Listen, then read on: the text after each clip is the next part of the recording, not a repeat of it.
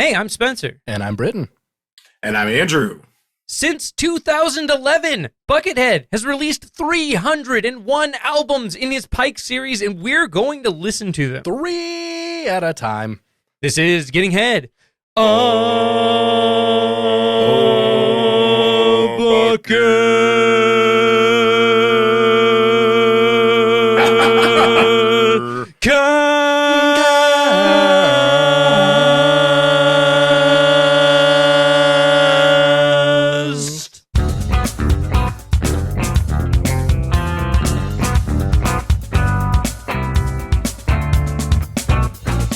Welcome, people, sheeple, and all those unequal.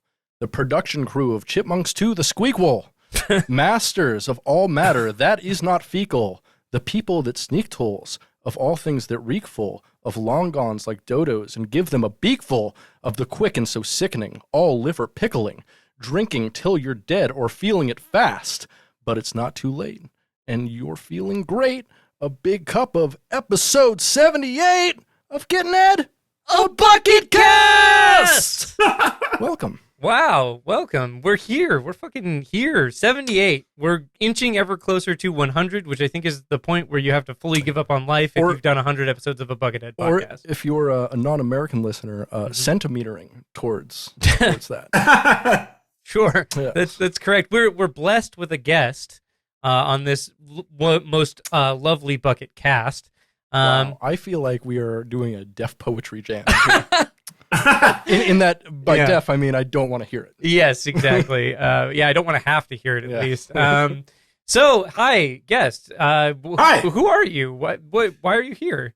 Why is anybody here? Why is anybody in anywhere? My name is Andrew Cahak. I'm a Minneapolis-based comedian, and I do a really fun, stupid, silly podcast about nu metal called Life Was Peachy.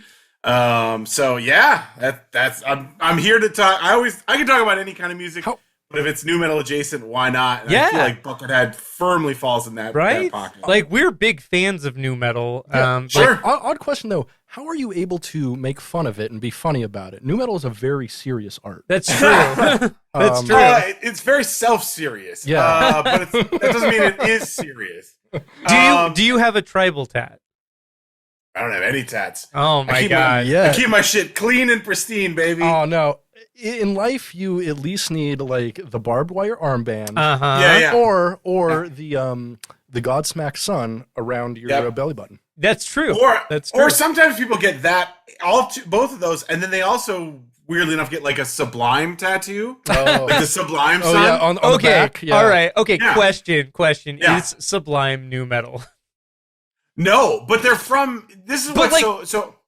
Yeah, no, it's a good question. I think it's tangential. It's tangential. Yes. I feel like one could make the argument that they should be associated with some of those nu metal classics, right? Well, they're kind of they're like 6 degrees of nu metal because like I would consider. I don't even think they're that. I think they're probably like 3 or 4 or less. Well, yeah, because that's the thing is like I would consider them very akin to a band like 311. And 311 we did a 311 episode, and 311 isn't necessarily nu metal, but they do make nu metal. And so they are. If you hear Down, if you hear the song Down, I'm sorry, that's a nu metal song. Oh, that's what I'm saying. They're not a nu metal band specifically, but they do and have made nu metal 100%. Absolutely. Yeah. No, I think so. One of the kind of central tenets of Life Was Peachy, available wherever you get your podcast, is that nu metal is not a specific sound. It's not a specific band. It's this idea that like this is the sound, it's exploring established forms and finding new ways to do it. New spelled N-U, obviously. Yeah, N-U, yeah. And sometimes if you really want to get crazy, put an umlaut over the U. Oh, we love that. But I mean, like we've talked about 311, like we got a Primus episode coming out soon. Yeah. So like, I mean, it's not like, but we also kind of, I've talked about Helmet on the show. Right. Yeah. We did Faith No More. Yeah. So, we go all over the place. Yeah. Although I wouldn't consider either of those bands nu metal, I would consider both of them very influential Yes. to every new Yeah. metal Yes, band, basically. and tangential, Yes. Yeah, and so- tangentially related. And so, to yeah, the- you can, there is definitely a huge line to be drawn between Yeah, like for sure. early 90s hip hop and early 90s alt metal and new metal. Yeah. Like those two things And that kind line- of became that. Yeah. That line is the Judgment Night soundtrack. Yes. Because if you ever listen Interesting. to Yes. specifically the Faith No More Booyah Tribe, Okay. that's like patient zero of new metal right there. That song. Right. So Yeah. Mike Patton, in Yeah. my opinion, is probably the most influential vocalist in Oh, all yeah. of new metal because he was the Yeah. the first guy doing rap and metal in Yeah. like the late 80s. Mhm. Like Yeah. it wasn't a Yeah, thing. Real before Thing is it. 1989. Like Yeah. people don't realize that. Real Thing was the Real Thing came out 2 weeks, I think, after Tiananmen Square. Like that's No how shit. rooted in I history. didn't Yeah. really. Yeah. Damn. I just did this. That's episode. nuts. Yeah, so- Actually, Yeah. I love Yeah. making those connections. Like, Mhm. Yeah. Yeah. we had a podcast a little while ago where we talked about the Garfield joke books. Uh-huh. And we Oh, wow. determined Okay. that one of the Garfield joke books was released like in the exact same week that Kurt Cobain killed himself, yeah. which I think is just a Wow. fun fact. Yeah. The world. It is a fun fact. It is. The world needed a laugh. You know? They did. They're like, Wow. you know who's here? These hack joke writers to write Garfield, Yeah. shitty Garfield jokes. It's like, Hey, And- Jim Davis writes his own material, buddy. Not those joke books. no, they're no. they're co-written by two other. We actually have both of them right here. Yeah, we keep do. copies on hand. Yeah, we do. It's a we thing. do. In the library. The library. Yeah. Yep. The That's Spencer's Bucketcast library. Yeah, we. In the stacks. Oh my god. Yeah, deep in the stacks. We get lost in them. But yeah, no, we're big fans of new metal. We respect it a lot. Very influential to our lives and to who we are now as Absolutely. Yeah. dad-aged men. Dad aged Yeah. dirtbags. Yes. I Yeah. think that's And the thing about my show, I shouldn't say our show. It's fucking my show. The thing about my show is like you don't even have to like new metal to like it because a lot of times, half the time I'm like, this is fucking terrible. Like, how did this? Like, I'll be honest with you, the Godsmack episode, like, it's just me and my guest, like, just doing Boston accents at each other for an hour and a half. You were the 'Cause two it's who were so far away from caring yeah, about yeah. that album. Like, yeah. Oh man, Godsmack's. I think it's their debut album. You know, the one with like all the Yeah. hits on it. Fucking Yeah. rocks. Their stuff I after that wholeheartedly is not disagree good. with you. I love it. I love it. Fucking, we got like Bad Religion is an awesome song. Voodoo is a great song. Oh my god. You're standing Godsmack? Are you You're- kidding? You're a Sully stan? They made like a Yeah. number 5 hit out of a bass line and some white dude playing congas. That is something I think- I I am think- impressed with. Yeah. Honestly, Okay. All it's- right. It's impressive what they were able to do Right. with so little. I'll give you that. Yeah, no, it's a It's not minimalist good. approach to music, and I'm Yeah. like, at least I'm not gonna say I listen to it often or like it's my Yeah. favorite music, but the So- utility of what they did with the music, I respect. And Sully in himself is a funny character. I get what you're saying. Sure. And Oh, what, yeah, what you're absolutely. saying is that, you listen to Godsmack all the time and it's your favorite music. It smacks, dude. Yeah, that's true. Yeah. I got a funny Yeah. Godsmack story. So growing up, we're both from Alaska. We Okay. we don't live there anymore, but we're both from there. And growing up, I grew up in Anchorage, Alaska. Britt grew up a little bit outside Anchorage. And growing up there, we didn't get a lot of shows. Not a lot of shows happen. Yeah. Except for Godsmack, who played They Of course. who played the biggest venue in Anchorage, Alaska. I think almost every year for for like 3 years. like 4 3 years, or maybe. 4 years. Oh, wait, I Yeah. want to say they played Egan Center once at least. Mm, So he's usually Sullivan. Yeah, it was. Was I Ted remember Adams in attendance? Oh yeah. I don't know who that is. Former Senator Ted Evans? Adams? Is that his name? Ted Stevens. Yeah. Ted Stevens! Yeah. No. Good old Theodore Stevens. Yeah. I mean, no. Yeah. He was under indictment at that point. So Yeah, right. I'm Yeah. not kidding. He was. Oh my Hell God. yeah. What a fucking guy. I know, right? And so like growing up there was weird, and it was weird that Godsmack was the only band that ever came up, and they were the only band that ever did really well when I was a kid. Which is super weird. Yeah, it's super I weird. mean, a lot You of know, bands did well up there. It's just it's like not no one that wanted to weird, come though. there. It's not that weird, yeah, because whatever the venue was, Mm-hmm. they were smart enough to go, well, who does like a lot of people like, and then like their girlfriend will come too, and it was Uh-huh. fucking Godsmack, Yeah, you know? yeah. So This reminds me of a very successful concert I went to in Anchorage, Alaska, which was a sold out concert, and it was Bone Thugs and Harmony in 2006. That sounds about right. Yeah, I think. And I went there with a guy we called Death Metal Justin, and we were two of the only white people there. However, there weren't many black people there either. For some reason, it was all like Alaska Native folks. Wow. Like, that doesn't surprise me. I mean, I guess it did. I expected to be more white people there, and so I went in like a red Adidas tracksuit because I'm like, I'm gonna look like, look like a doofus, and like people are gonna find it funny, and then I'm like, nobody finds this funny. And I still look like a doofus. Yep, I'm just a very tall doofus dressed entirely in red funny. in the middle of the crowd. Yeah. Speaking of tracksuits. Wait. Oh yeah, go ahead. Before you get away from Godsmack, I just pulled my notes from that episode that we recorded. Try to guess how many times Sully Erna says the word "away" on that album, because I fucking counted them. 49. You're actually closer than you think. 36. No, it's more than that. 42? It's 53 times. Oh, wow. Wow. Now I also counted how many of those were a variation on the phrase "go away." 33 times says "go away." Oh, yeah, wow. He's just speaking to his dad through his lyrics, right? Right. Yeah. Now, but that's not the word he says the most on the record. That word is "never," as in. Never misunderstand me. Yeah, okay, that's not a very good song. Does he say it 69 times? No, I was so hoping it's 71. I was like tallying. Looks like someone needs to remaster the album and remove two words. Exactly. You gotta tweet at him. You gotta be like, "Yo, Sully, I just counted how many times you said never on your self-titled record. 71. 2 away from nice." Yeah. Yeah. And maybe you should go back and fix that so you don't sully your reputation. Am I right? Am I right? Fix that, or go back and add in more aways. That's probably easier. There you go. Yeah, that's easier. Yeah. Just a few echoing in the background, like, you know. Yeah. Why not? Or just harmonize the vocals along with the guitar, or like the bass line from Voodoo. So do. Yeah. And just go away. Exactly. So, speaking of both tracksuits and new metal, a few years ago, I want to say like maybe in the early 2010s, so like maybe around 2011, 2012 or something.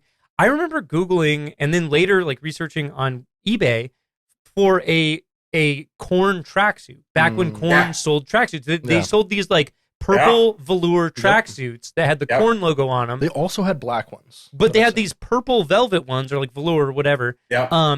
And back in like 2011, you could get one of those on eBay for like $40. Holy shit. Like, I'm not even joking. Like, and I found one and I was going to buy one for you for your birthday. And then I was like, nah.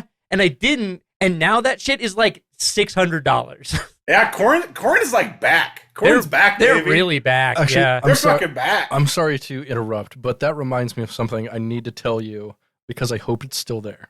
Okay. Based on a present you gave me a long time ago. Up at the Goodwill here in U District, behind their counter of like expensive items. Oh, yeah, I saw this. Yeah. There is a talking Borg head lunchbox. Oh, wait, what? Yeah. Really? A Star Trek Borg head that talks. Oh my God. It's out of batteries and it doesn't talk. But that's I thought about getting it. Locutus or which? It's just it's just a random generic Borg. Generic Borg. Yeah. I love that. It's so sick. Amazing. You know what was there the last time I was there? What's that? Last time I was there, behind the counter, they had a talking Jar Jar Binks doll that was new in box.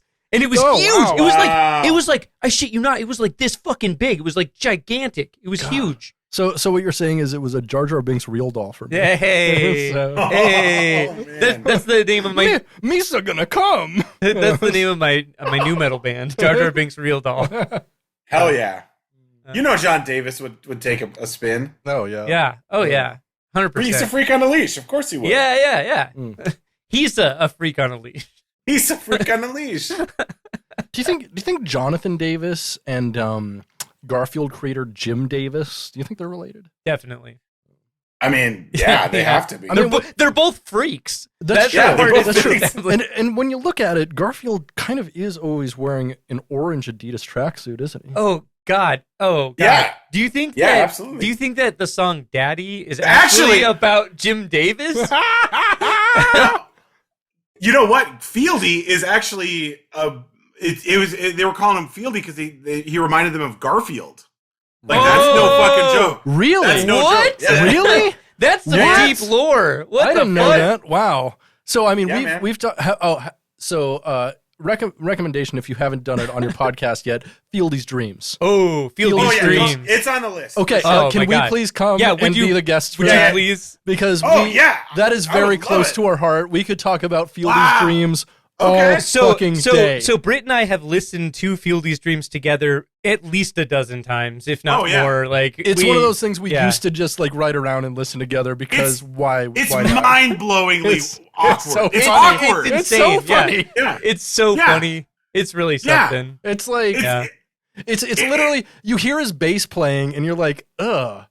and like I bet This guy shouldn't be in a studio. yeah, and then someone's like, he made like an entire solo rap album, and like you imagine what it sounds like, and that's literally the entire album. Yes. And then he goes, "The freaks come out at night." yeah. It's so fucking good. ridiculous. Oh, it's so good. absurd. It's so good. Exactly. Okay. Yeah. Yeah. Definitely put Big- that on the big book. We ain't out fan. to kill. We don't like to fight. Yeah. Oh yeah.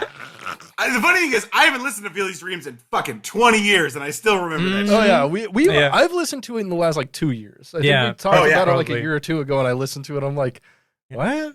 I think one time we were just like really high at your house, maybe like 6 months or a year ago, and you just like put it on, and I like was very stoned, and then all of a sudden was like, wait, we listened to Fieldy's Dreams, and then we listened to the whole album.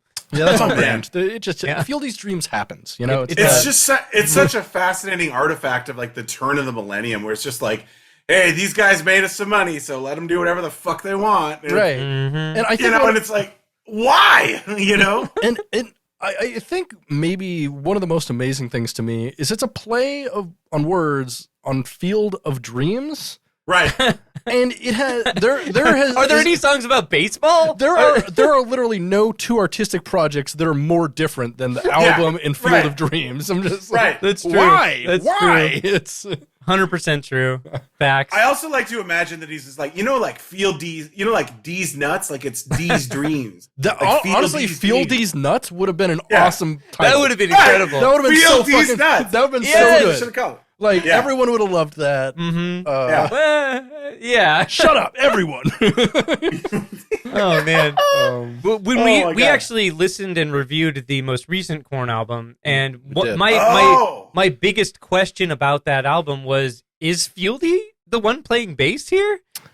Because the He's bass, not playing with him right now. He So does yeah. not. No, he does record on that album. but like the bass is like competent on that No, album. The and bass it's is like, also mixed way back too. but it's like Interesting. it's more competent than you'd expect. It's also they Yeah. actually like put a low pass filter on it, which I don't think they've ever done in Korn before. Yeah, So- that's true. That's That's- true. It's usually a high pass. yeah, they're Yeah. like, yeah, we only need to hear like the most Clang, trebly clang, parts clang, of the clang, string. clang. Like, Yeah. Yeah. Um, No tone whatsoever. We just want to hear the clicking of the string no against tones, the pickup. no notes. You're Yeah. just the drummer part 2. You're basically Clown in Slipknot, Uh-huh. except you have a bass. Uh-huh. Yeah. Yeah. Oh my Oh god. man. Speaking of which, we had a really good idea earlier, which is okay. So I'm just gonna pitch this, even though Yes, you yeah, came yeah. up with the idea. I'm gonna pitch this. Okay, so check this out. It's a film. Takes place in like 2000 or 2001, and the idea is Ozfest is coming to town, and so 9 guys dress like Slipknot Oh and then my rob a God. bank. Well, Okay, Ozfest okay. is in town, Yeah, and then hijinks ensue. yeah. That's the film. Yeah. Well, and then I'll tell you what happens in the third act is Slipknot's bus gets lost. And these guys end up at the festival and get ushered onto stage. Uh-huh. And Oh my they're God. Slipknot for the Yes, And- exactly. And the funny thing is, they're better than Slipknot, They're better than except for the guy who's doing Joey Jordison. Everyone else Yeah. is better. uh-huh. Yeah. Wow. Oh, man. Yeah, that's art. We right did it, there. boys. We solved Hollywood. And the guy who is pretending to be Corey Taylor is just the guy from Puddle of Mud. Or is it Anders Kolsefny, the guy who Corey Taylor replaced? Oh, I there didn't you know go. that Yeah. Corey Taylor replaced someone. yeah. Yeah, yeah. Because Corey Taylor's I grew on, up. So like I grew all up her- in Iowa. Okay, Oh. okay, Yeah, because yeah, Corey so I Taylor know is those on like the debut album, right? He's on the album, but what a lot of people don't know is they made like 3 or 4 recordings before. I did know that because they apparently spent like $80,000 on recording before they released their debut, which was nuts. But the guy who is Clown had like all the financing and everything figured out. Like, that dude's a fucking genius. Oh yeah, Sean Cran, M. Sean Cran. Yeah, Clown Sean Cran. Clown Sean Cran. He's kind of like the RZA of metal. Like, he has a game plan. Mm-hmm. Like, he's honestly, I mean, you're right. That's a very apt comparison. Yeah, he is like, definitely I like Slipknot, but me too. I honestly don't think they'd be anywhere near as good as they are if Sean wasn't in the band. Definitely not. No, like, not even, and I don't even think he brings that much to the table musically. He doesn't. He's got that vision, man. Yeah, exactly. He has the plan. Doing. Like, he was the guy who's like, he made up their image, and their image is half that fucking band. Even though their music's good, like, without that image, they would not be where they are. Because there's a lot of great metal bands who do what they do. They don't have that image, though. Only Mushroom Head does. Only Mushroom Head does. Yeah. Yeah. That's great. Ohio, Iowa, same thing. Yeah, basically. Speaking of Mushroom Head, Britt, I think it's time for Goth news. I don't like that at all, but go for it. What a transition. Beneath the waning moon, it's Goth news. Goth news for cool dudes. Boy, we love Goth news. Yeah, we do.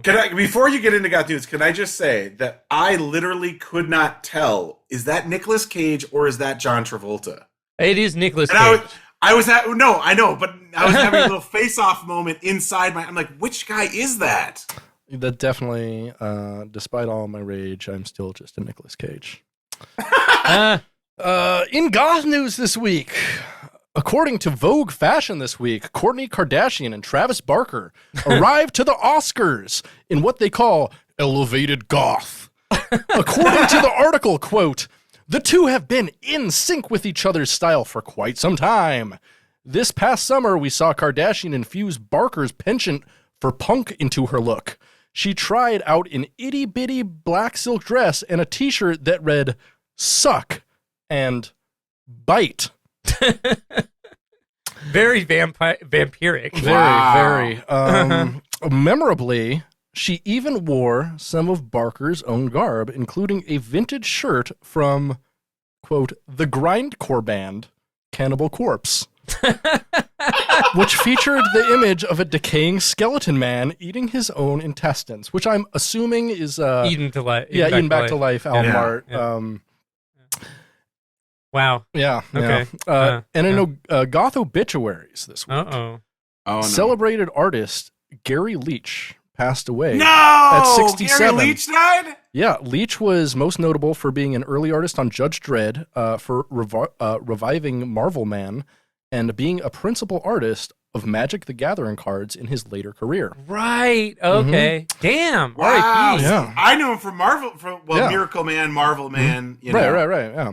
Damn, Gary Leach. That is a bummer, dude. Yeah. If you're a goth, chances are you've enjoyed some of Mr. Leach's work at some point in your life. It's true. So stay dead, goth friend.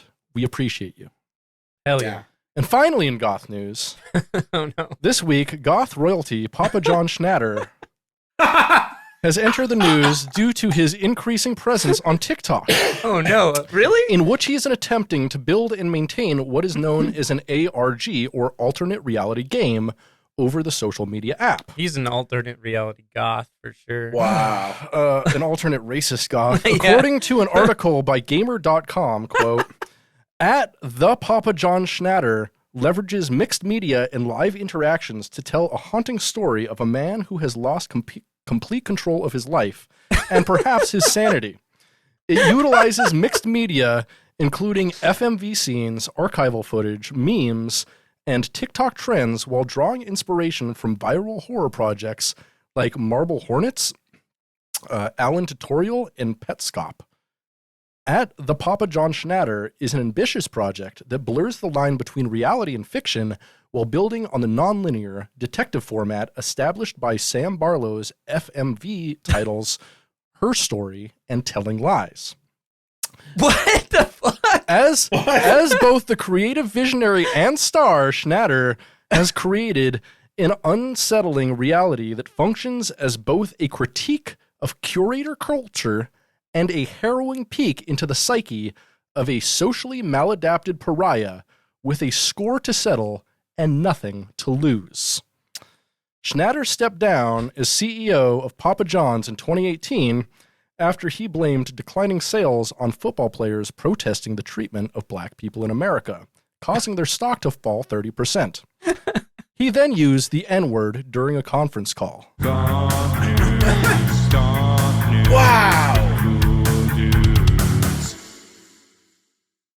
That's like some Charlie Kaufman shit, man. Wow. For real. Dude, whoever wrote that is brilliant. I know. Like, I read the article. That's an incredible. The whole article is like, wow. It's super literary as fuck. Like, Yeah. I was amazing. I was taken aback and like blown away. I'm like, I'm reading gamer.com and this is like a compelling nonfiction book? What the fuck? Yeah. Who wrote this? Maureen Dowd? I don't know. Someone overqualified for gamer.com. Wow. Yeah, wow. Yeah. For real. Oh, holy For shit. real. Yeah. So we listened to 3 new Pikes this week. We're not quite there yet. You're right. We are. We are not there You're yet right. at I've, all. I've got a lot. I've got like Yeah. I've got literally 800 more words. Do you want to crank into those? You want to crank into those words? Let's what's new with you Okay. this week, Spencer? Fucking nothing. I've just been like working and being miserable and regular shit. Oh, I got really into emulation. So Emulators are cool. Well, I got this. So I got this gaming PC, right? A buddy of mine gave me a bunch of PC parts, and I filled in the rest and made it into a working PC. Mhm. And I actually just bought a 4 terabyte drive I have sitting over there to load more disk image ISOs Yeah. on. Joe Rogan would really dislike that. You know why? What is that? Well, because he hates PC culture. Oh my god. Wow. By the way, I had to explain to my 72-year-old mother what woke means. Oh, That- nice. That was a fun conversation. Nice. Yeah. That Nice. was fun. They're just mispronouncing yolk. You know the thing that goes on oxen? Yeah. It's Yeah, a yes. Bible reference. It's fine. Don't worry about it. Or the thing in the egg. It's Yeah. right. Yeah. There you go. Yeah. That's Exactly. all old ladies care about is tilling the fields and eggs. That's probably right. Yeah. So. How old do you think my mother is? You said 72. That's old as I fuck, know. dude. No, I know. Oh my God. Back 72 years ago, Yeah, before man, electricity was discovered. Yeah, 72 years ago, 1985. Like, Yeah. wait, come Yeah. on, like that was so long Listen, ago. my dad loves plowing fields. I don't know about you guys. Yeah. Yes. So yeah, I built up this PC.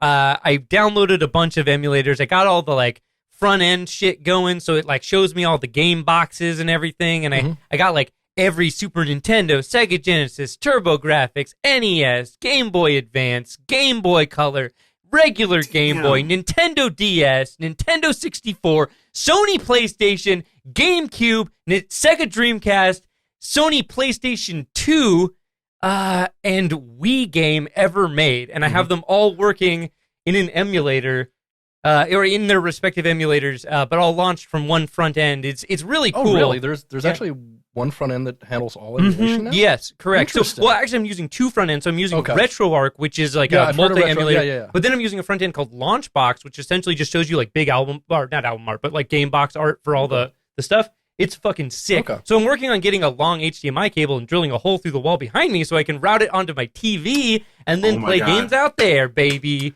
Hell So yeah. yeah, I've been doing that shit. That's what I've been up to, man. Glory hole for the HDMI cable, HDMI baby. glory hole, baby. Hell yeah. The Oh, way you yeah. describe that, that's the way like an Egyptian scribe would write down like the pharaoh's achievements Yes. before they put the last Yes. stone on the pyramid. Exactly. And he shall be buried with his Mountain Dew Baja Blast and his Doritos nacho cheese and his gaming emulation PC. And when Yeah. he ascends to the heavens and sees Ra, they shall hang. Hang for all eternity. Yeah, exactly. No, I love that. That's great. That's what's up with me pretty much. What's up with you? Not a whole lot.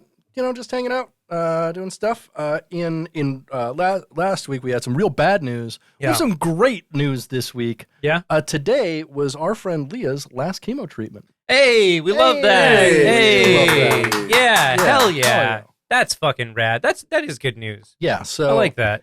Yeah, that's a real nice thing. Yeah. We'd love to see that. We do. Fuck cancer. It's Yeah. dumb as shit. Yeah. Fuck it. It's dumb. Big ups to Leah for making it through. Hell It's a yeah. rough time, so I've been told. Indeed. Hell yeah. Well, that's rad. Do you want to Let's bust right on through. Let's busting makes me feel good. Yeah, okay. Bucket fact, Hell yeah. bucket fact, bucket fact, bucket fact, bucket fact, bucket fact, bucket fact, bucket fact. Today we're going to talk about Buckethead collaborator Shin Terai. Shin Terai is a Japanese producer who first came to prominence in the music world providing voice samples for a Bill Laswell project called Chaos Force in the early Whoa. 90s. That's a sick name. Which was a proto-electric grind project on which Mick Jones, former drummer of Napalm Death and Painkiller, also performs. Huh. That's kind of sick. Yeah.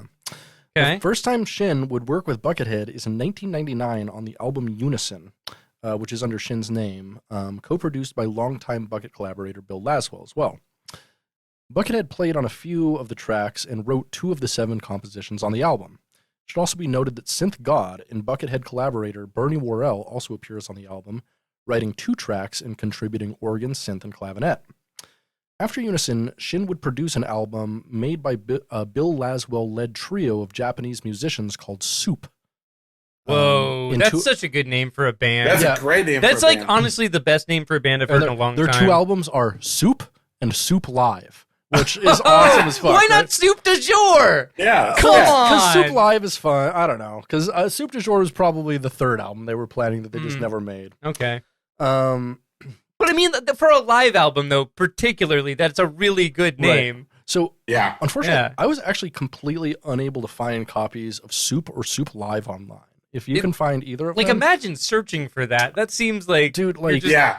and the thing, Forget it, dude. I'm so good at finding, like, weird, shitty music and, like, obscure stuff, and, like, this one is just goddamn impossible. Yeah. I can beat that actually. Yeah. When I was researching an episode for Life of Peachy, I had to look up Cold's self-titled album. Oh, God. I can forget it. Oh my god! Not possible. Can I yes. give you an album that I've been looking for forever?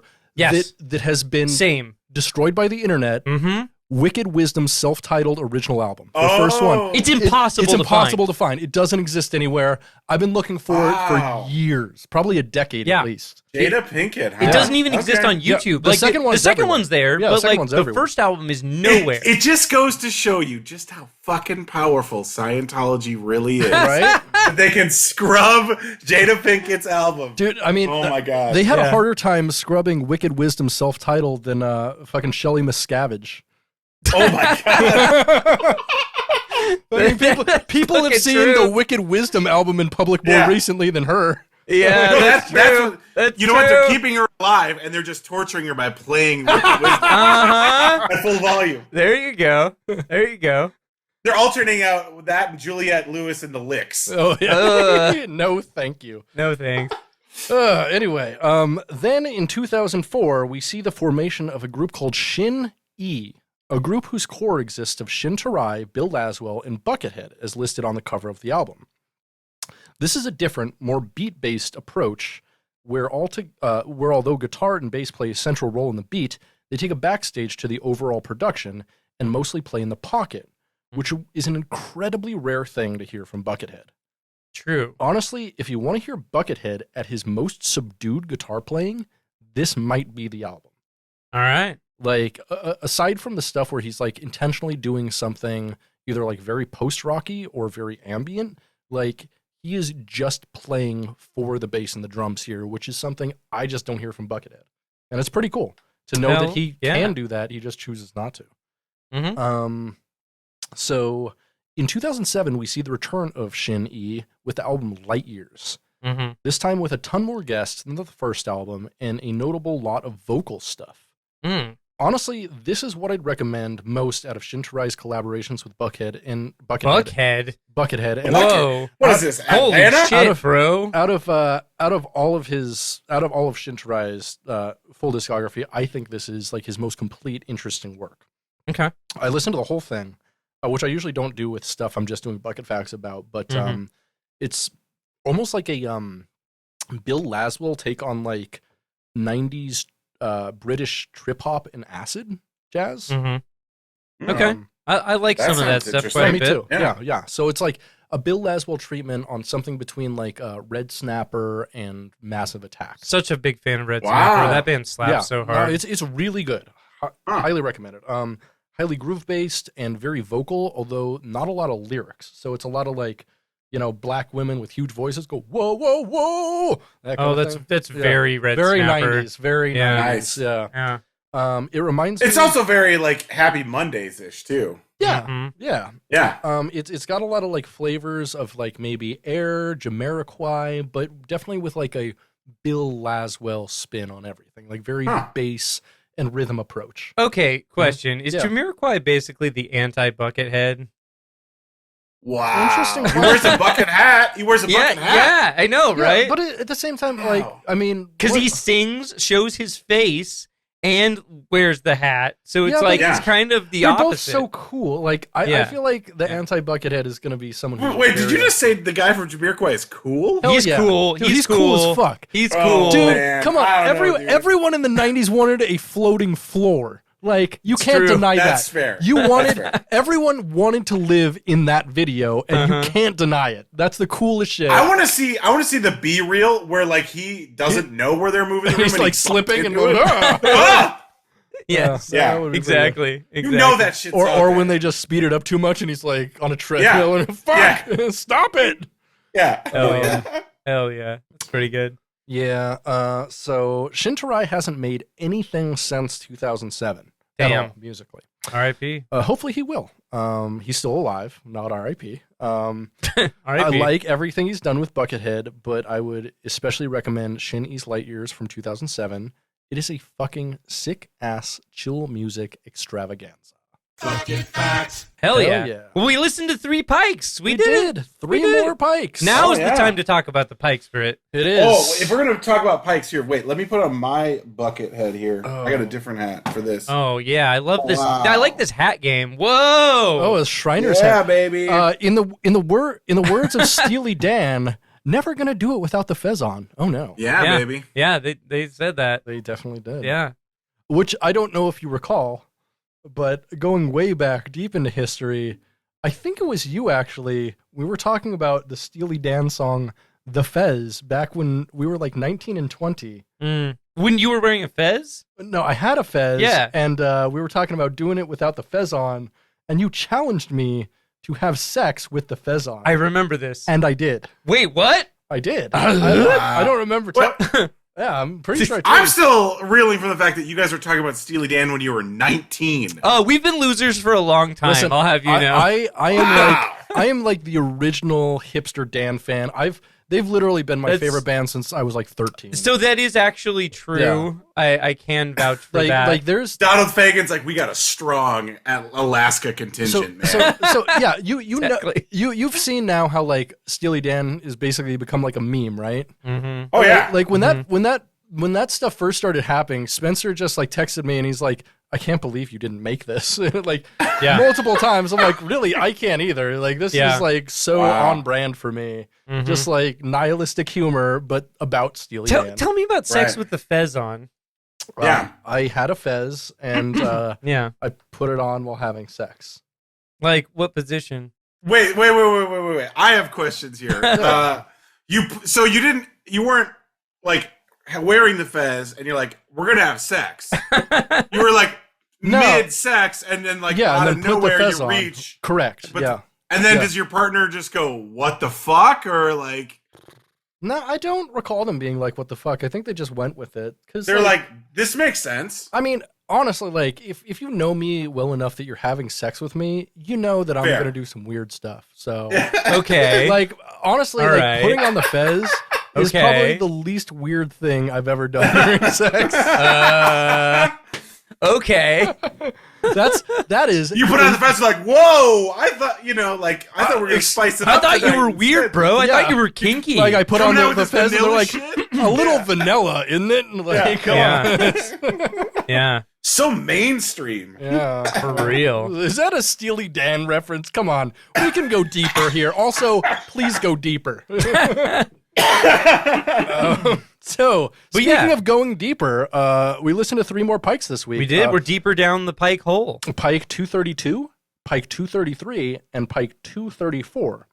Lightboard 2222, 2222, and Coupon, respectively. Yeah. Yeah, we So, did it. starting out on Lightboard. Let's do Pike it. 232, released on March 26, 2016, 12 days after both Rooftop and Drift, Pikes 230 and 231, respectively. So Can I ask some questions here about this Pike, the whole Pike thing? Yeah, absolutely. Because I know you guys know all about this. So and I'm actually, sure your listeners do. before we really get into it, what is your exposure been to Buckethead? And do you have any questions about Buckethead before we I have really so dive many. in? Yes. Yeah, help Yeah, yourself. Let's do it. Please. Let's do it. I did do some research because I believe that's essential. Hell yeah. We love it. So I'm 40 and I remember Buckethead. Like I remember he was like bouncing around doing stuff like in the late 90s. Yeah. So I was, in 1999, I'm 18. And then he joins Guns N' Roses. And I was like, why the fuck would this dude doing his own weird thing want to join this bullshit burnt out band? I'm imagining you heard about him through Primus, right? No, really? So I never listened to Primus. Like, honestly, until I did the episode about fucking Antibot for Life is Peachy. Jesus Christ, this never fortunate motherfucker right here. I know. This is what CCR's Fortunate Son is about. It is. Yeah. Literally. Yeah. That's Really, what they wrote the song about, for sure. Hashtag blessed.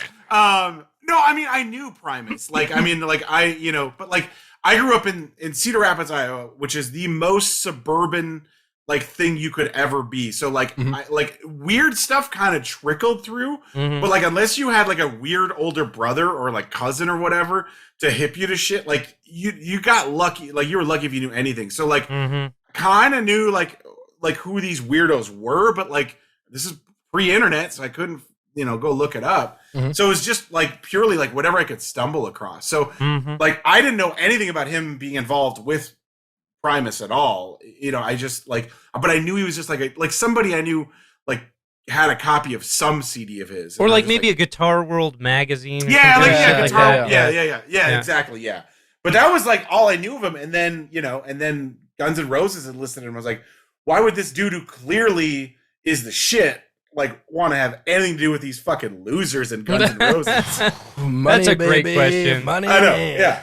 Cause like I never saw, even like at the height of like Appetite, all this, I was like, these guys fucking wank, dude. I was through Axl's bullshit so hard.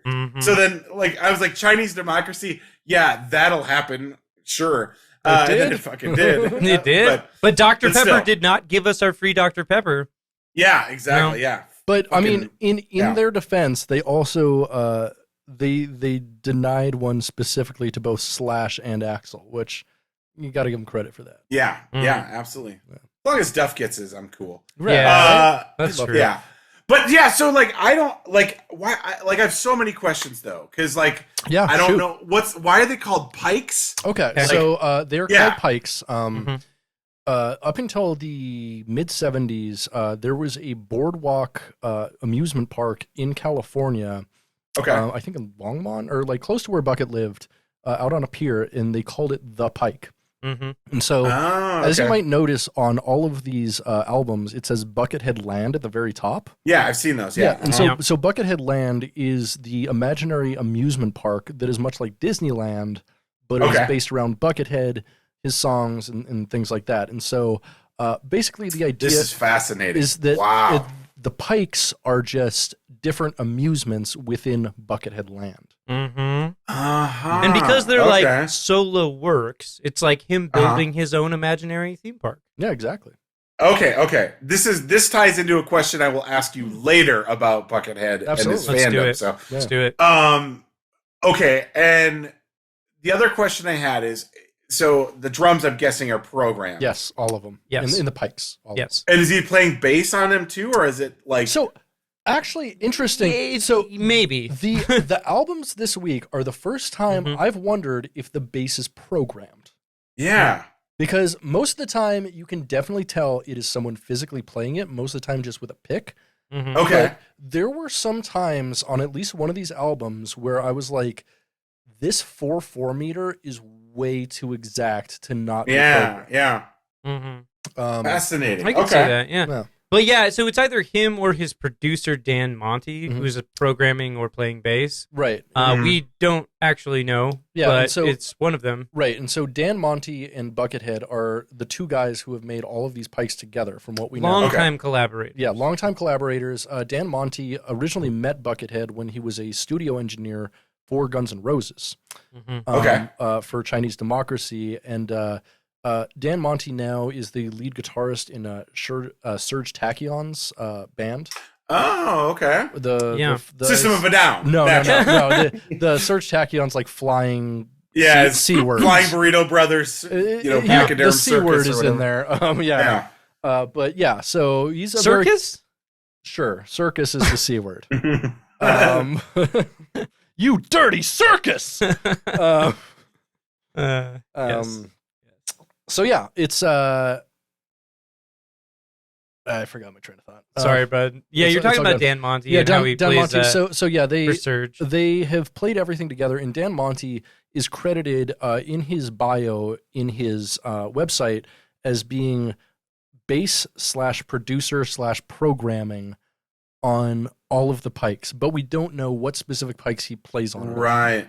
Oh, okay. So because there are definitely Pikes where it's obvious that Buckethead is playing bass. Right, like anything with slap is going to be Buckethead. Yeah, because I mean, there's videos of him like, playing slap bass live. So it's like, whenever we hear that, we're like, oh, it's definitely Buckethead playing bass. Basically, anything I think with a very strong counter harmony where it sounds like a P bass played with a pick, I think that's Dan Monty. I can see that. Watching him play with Buckethead live before, he's got a very good sense of counter harmony, and like he plays bass kind of like a bass player, whereas Buckethead more just plays roots and like sometimes chords and stuff. So he doesn't play exactly like a bass player. He plays like a guitarist playing bass, which is cool. It is cool. Can I just say something from one person recognizing another? You guys are fucking nerds. Oh yeah. I gotta say that because I'm the same fucking way. Listen to the way that Fieldy plays his fucking bass. It sounds like fucking ant antennas. We're on episode 78 of describing albums without ever playing music. Describing albums no one's listened to without ever playing them. It's like we could play all of these albums on the podcast and never get in trouble because no one's ever listened to them. And nobody's listening to the podcast, so we just don't care. Fuck it. Fuck it. We're nerds. Fun, we're doing it. We're doing it for its own point. It's its own point. For the kids and shit. For the culture. For the culture. We're like Jeffrey Epstein. We do it for the children. Yeah. Do you? Oh my god. Man. So each of these Pikes, they're around 30 minutes long. They're all around 30 minutes long. Yeah, the shortest one clocks in at like 26. The longest is like 34, 35. Okay. Do you think they're all single takes? Like just get in there, not necessarily. No, you think some of them are. A lot of them are. Okay. Some of them are far too complicated to be single takes. Because he's cranking them out like every day or 2 days. It really depends because I mean, although all of the albums we're listening to this week were made in a period of 16 days. After this last album this week, he takes like a 6.5 month break. Given he was on tour for most of that time, but like. Sometimes when he's on tour, he just keeps releasing shit. So, Jesus, it's pretty wild. It is. And are any or all of them or none of them available as a physical product, or are they strictly? So the first great question.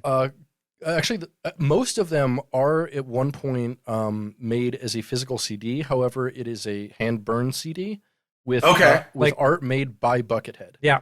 I want to say about.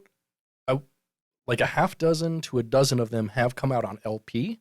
Most of those are early Pikes, though. Only I think one in the 200s was actually made it as an LP. So like they are made physically. However, most of this is entirely done digitally, and if you want to hear the Pikes in any sort of reasonable time, you listen to them online because there's a weird thing with Bucketheadland.com and his shipping on all of his stuff. Some people have ordered CDs like 2-3 years ago and they just never came. Some people order CDs and they come a week later. It's a weird thing that's like kind of a point of contention. It is very known in the community, though. That like Justin Beck from Glassjaw. Still waiting on my copy of Kiss Kiss Bang Bang, Justin Beck. Oh shit! Yeah. Well, they're playing like a festival this year. They're like reforming. Go find them and fucking. No, Glassjaw is like it's not a band. It's a merch company that sometimes makes music. That's true. Mm-hmm. Yeah. Yes. Yeah. There's a few of those out there these days. Yeah. And I love the music they make, but whatever. Fuck it. But that's very interesting to think that like so much of his operation has to be like internal. Like 2 dudes at most touch this thing before it's out and consumable, you know? This is true. I'm sorry to interrupt. I just thought of a great joke. Spencer, next time you see someone wearing Black Craft Cold, be like, have you listened to their latest album? It's pretty rad. That's pretty good. That's pretty good. I like that. Like Dolls Kill. Yeah. That's great. Well, anyways, Pike 232 was the first one we listened to. So I'm assuming, is this the first Buckethead album you've listened to? This is the first. This might be the first Buckethead I've ever heard. Wow. Amazing. Period. I mean, maybe you listen to you had to have like played Rock Band or listened to Chinese Democracy, right? What? No, you missed all that. No, I mean, honestly, you're a music nerd around our age. What the fuck? Yeah. A fortunate son, as we have established. A 4chan, its son. So I'm like this weird. I kind of consume music the same way I consume food, which is like I love like terrible things, but I am also a fucking snob. So like I'm like, excuse me, I won't deign to listen to GNR, okay? I'll be over here with my fucking, DJ Shadow, whatever. Like Introducing is one of the greatest fucking sample albums. Introducing's great, but honestly, his middle period stuff is great. That first Uncle record is killer. Oh, like, Uncle's so good. All of Uncle's great, but like he only did the first one, but yeah. Oddly, I always get Uncle and Granddaddy mixed up, and they're actually very similar types of music. What about Uncle Cracker? Nothing similar. You see, I always think about Uncle Cracker all the time.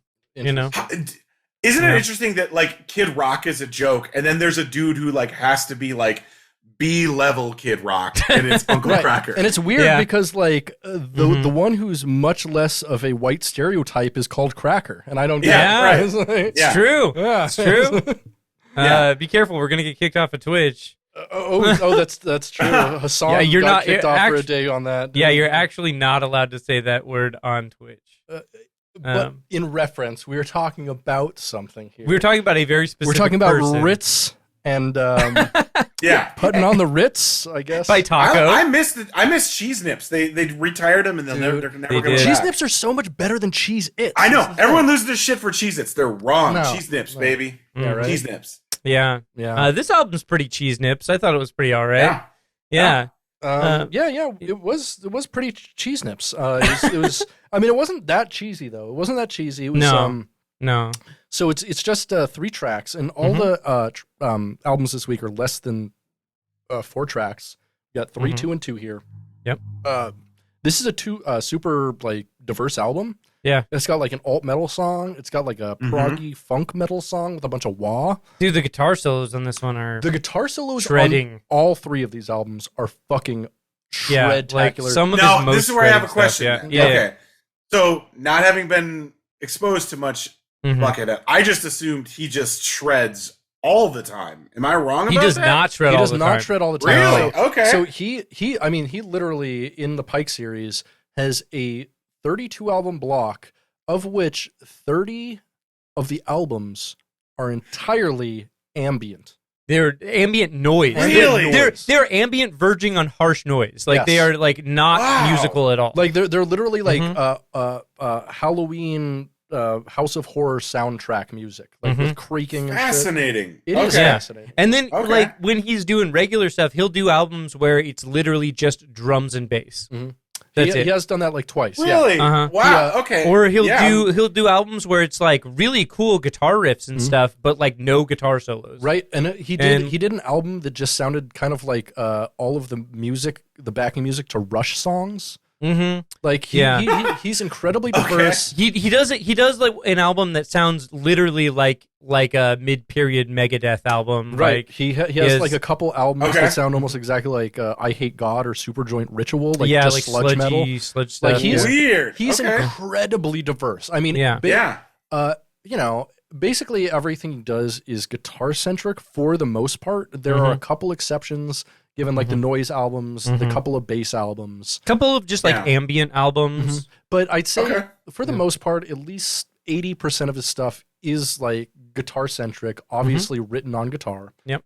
Yeah, and you know it's just super. But cool. he does do a lot of different stuff in a lot of different genres. So it's not but like so what you're hearing in this particular album, I would say, is like probably his most iconic form of music, where it's like melodic guitar rock with like really shredding guitar solos. That being said, though, that is by not at all close to like everything that he does. Like, pretty. Because this is what when as soon as I heard it, I was like, oh, this is what I thought I was going to hear. This is like this dead on. This what is I was expecting. a typical Buckethead album for sure. Okay, or a Buckethead Pike. Like this is about. I'd say this is a above average Pike, but if you're listening and like choosing any Pike at random, it's going to, on average, sound more like this than most Pikes. I guess. Okay. In that it's like electric guitar rooted metal music with lots of shredding, but you know, with a decent amount of diversity and not like just a one track mind on things. Yeah. But that said, this was a dope Pike. I really like this. This is a good one. This was a solid one. A good Pike to start out on. Like this is a Pike that I would like recommend a certain type of person to listen to first. Like definitely if you're into metal. Yeah, into metal, and especially if you're a guitarist. Like I'd be like, listen to this. It'll like wreck your mind. Super shred, It's super shred. Super shred. Yeah, I'd say this is like in the top 20% of Pikes. Probably, yeah. really I would argue that as well. It had a theme and a feel and a direction, which is like more than we can ask for. I'd say 50% of Pikes. I have a question for you guys about the show. Okay? Yeah, totally. Have you listened to all of the Pikes already, or are you encountering them for the first time? As you? Okay, correct. Okay, cool. Yeah, so we're working through them with everybody. Cool. And we're just getting, we're digging through the ditches, burning through the witches, and slamming in the back of the Pike Buckethead. Yeah, we're slamming into the back of the Dracula, your stand-up comedy album. Oh, hey! Who does their Oppo research? What's up? Wow. Yeah. What's up, everybody? All right. Who read ahead? Okay. Yeah. Nice. Thanks. Wow, what a deep cut, Britt. Available on vinyl anywhere you buy it. Really on vinyl. Spencer loves vinyl. You should get that, Spencer. Yeah, totally. Spencer, hit me your deets. I'll send you one, baby. Yeah, that's tight. Spencer refuses to listen to vinyl. It's an ongoing joke here. Fair enough. Oh man. Well. Cool, Britt. Just making everybody uncomfortable. Yeah, you're welcome. So it's comedy. Who cares about the fidelity? Give me a break. No, that's a good point. So after the albums, we like to ask a question about the albums, and I'm going to ask, what is this light board lighting up that you have to see but don't want to? Oh, wow. That's you know what it is? It's like when they turn the lights on after the show. You know, and then like you see everybody in full lighting, and you're like, and you see that someone took a giant dump in the pit, like at the Turnstile show. Exactly, exactly. That happened, and it got on stage. And, Yeah. If you're out, if the pit pooper at the Turnstile show is out there listening, hit us up. You can come on anonymously. Yeah, I was going to say anonymously. We just want to talk. Yeah. Yeah. Can I blow your mind about Turnstile? Because this is what a friend of mine said to me. Okay. She was like, I can't tell if I like it or not. And he's like, here's how you understand Turnstile. It is a hardcore version of Third Eye Blind. That's not wrong. That's not wrong. They're hardcore. I love it. But they have such good pop sensibilities that like I listen to the album like I get what they're doing and I like it, and then I listen to it again. I'm like, no, I love this. This is absolutely good music, and they made me feel a certain way that was like conflicted at first, but then it grew on me, and I'm like, no, this is actually just good. So they're great. And they have songs about having sex with women when they're on meth. We love that. That's speaking of having sex with women when we're on meth. Pike 233, 222, 2222. 2. Oh. It's 8 twos in case That's you were correct. keeping track. Yep. Jay-Z had a song called 22 Twos, Oh, Excellent. which is a dope jam. Yeah. yeah. Jay-Z's great. He really is. Hova. Yeah. Hell yeah. I like most stuff up till like Blueprint. When he gets into his pop Beyonce stuff, he gets real terrible. Real unlistenable. Mm. He's like, hey, I could be like Nas. And I'm like, yeah, what Nas did was not great. And then he does exactly what Nas did, and it's not great. And also, Nas like hated on him for doing it too. Exactly. Well, yeah, because that's the true. thing too. It's like they hate each other. I'm like, you're literally like the same artist, guys. Like, come on. Like, I used to like you both, and now you make dumb music. Come on. Yeah. Although, Illmatic 2 was awesome. I really like that. Oh, The original Illmatic, maybe my favorite hip hop album of all time. It's really incredible. That's very it's a So great good. storyteller album. Oof. So fucking good. Yeah. Such a banger. Love that shit. But anyways, 222. 222. Released on March 26, 2016, 12 days after Rooftop and Drift, Pikes 230 and 231 respectively, and the exact same day as Pike 232 Lightboard. Wow, same day, huh? Same day. Yeah. Wow, that's tight. Same day delivery on Pikes. Baby. Exactly. This one's just split into 2 tracks: 2222, 2222, and 1111, 1111. Wow. Yeah. Okay. This one is really solid. It's in the same vein as the one before it, but less sludgy, more like melodic, more guitar-y. Yeah, a little. Yeah. Maybe a little less diverse, but like a little more focused on what he's doing. Yeah. So it's the 2 songs are pretty distinct. The first one is like kind of more of a mid-paced alt rocker with some cool riffs, string skipping, some cool sliding riffs. That was really cool. And then he plays like an 8-minute long solo, and it rips. It does rip. Yeah. Yeah, I wrote so. the title cut is the Top Gun theme song for Dungeons and Dragons dudes. Yeah. It's pretty good. Yeah. I like that. I like that. Yeah, the Top Gun theme song, except like the guitars just keeps playing, and you're like, Yeah. hey, we're done recording, and he's like, Yeah. Do you know who was the guitar player on the Top Gun theme song? who's that? Steve Stevens from Billy Idol. Oh, interesting. Collaborating with the legendary Harold Faltermeyer. Wow. So Can't that's Faltermeyer. Interesting fact, Steve Stevens was originally supposed to be the guitarist for David Lee Roth's solo band. Right. That went to but- Steve Vai. Yeah. Another Steve. Yeah, but He's like, I don't like this Steve. 7-string guitar hero Steve Vai. Yeah, yes. New metal progenitor. Yeah. Steve Vai. Yeah. Without him, do you think we would have new metal? Honestly, like, not in the same way. I don't really, Thank God we'll never know. He gave the attitude to new metal. You know, that aggression, that real primal aggression. That was all Steve Vai. I'm pretty sure it was people listening to Steve Vai and being mad they were listening to Steve Vai. Yes. Yeah. So, what is this bullshit? It's all dumb guitar ass shit. I just want to hear the guitar be like, chun, chun, chun, chun, chun, bring, bring.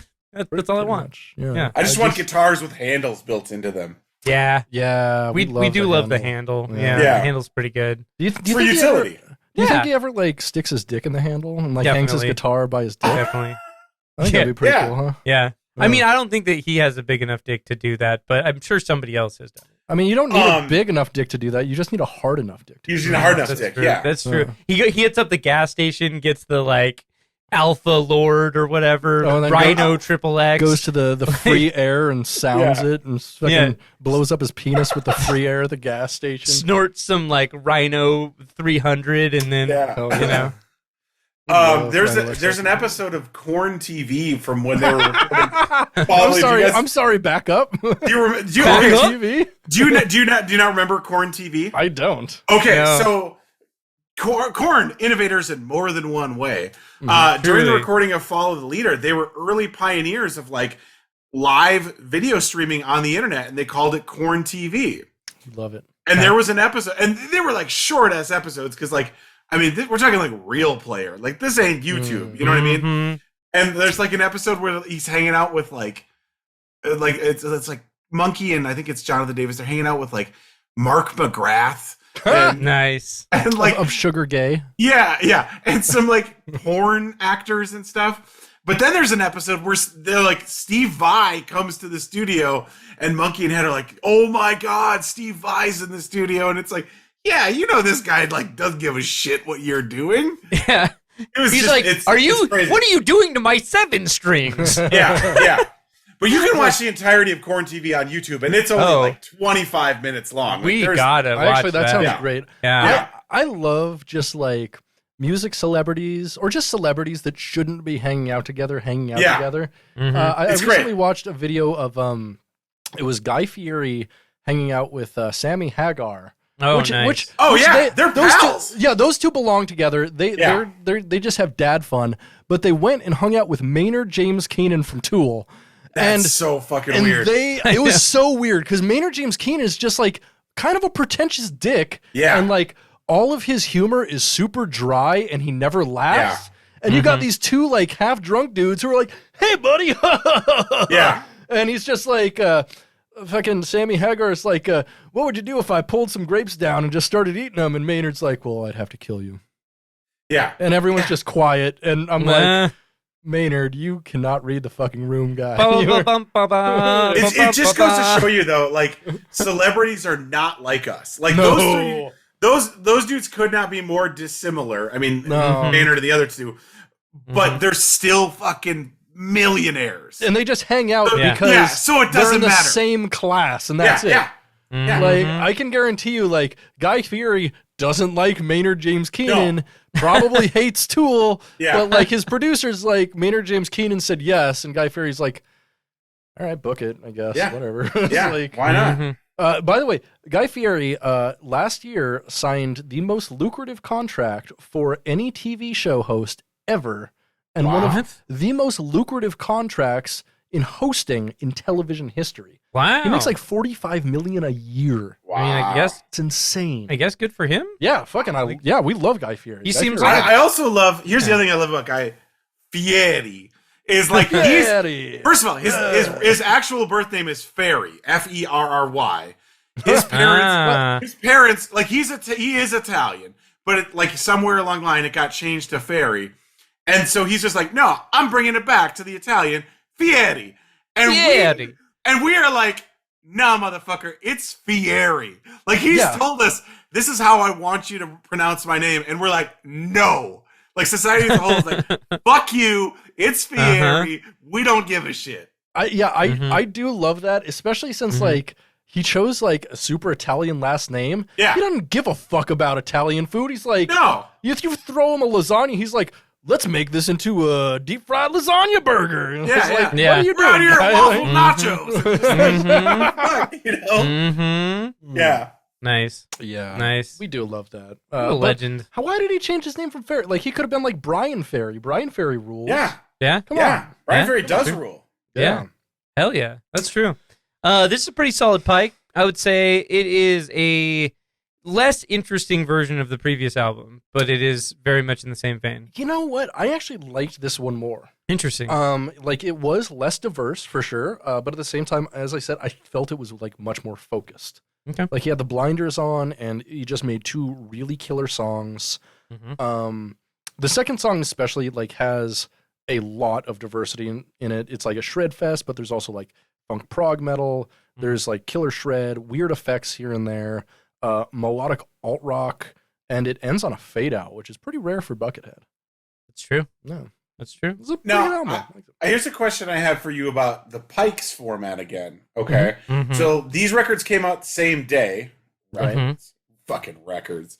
These Pikes came out the same day, and I did notice, like, especially on 1111111 whatever, that seemed like it carried over a lot from the track Lightboard and the previous Pike.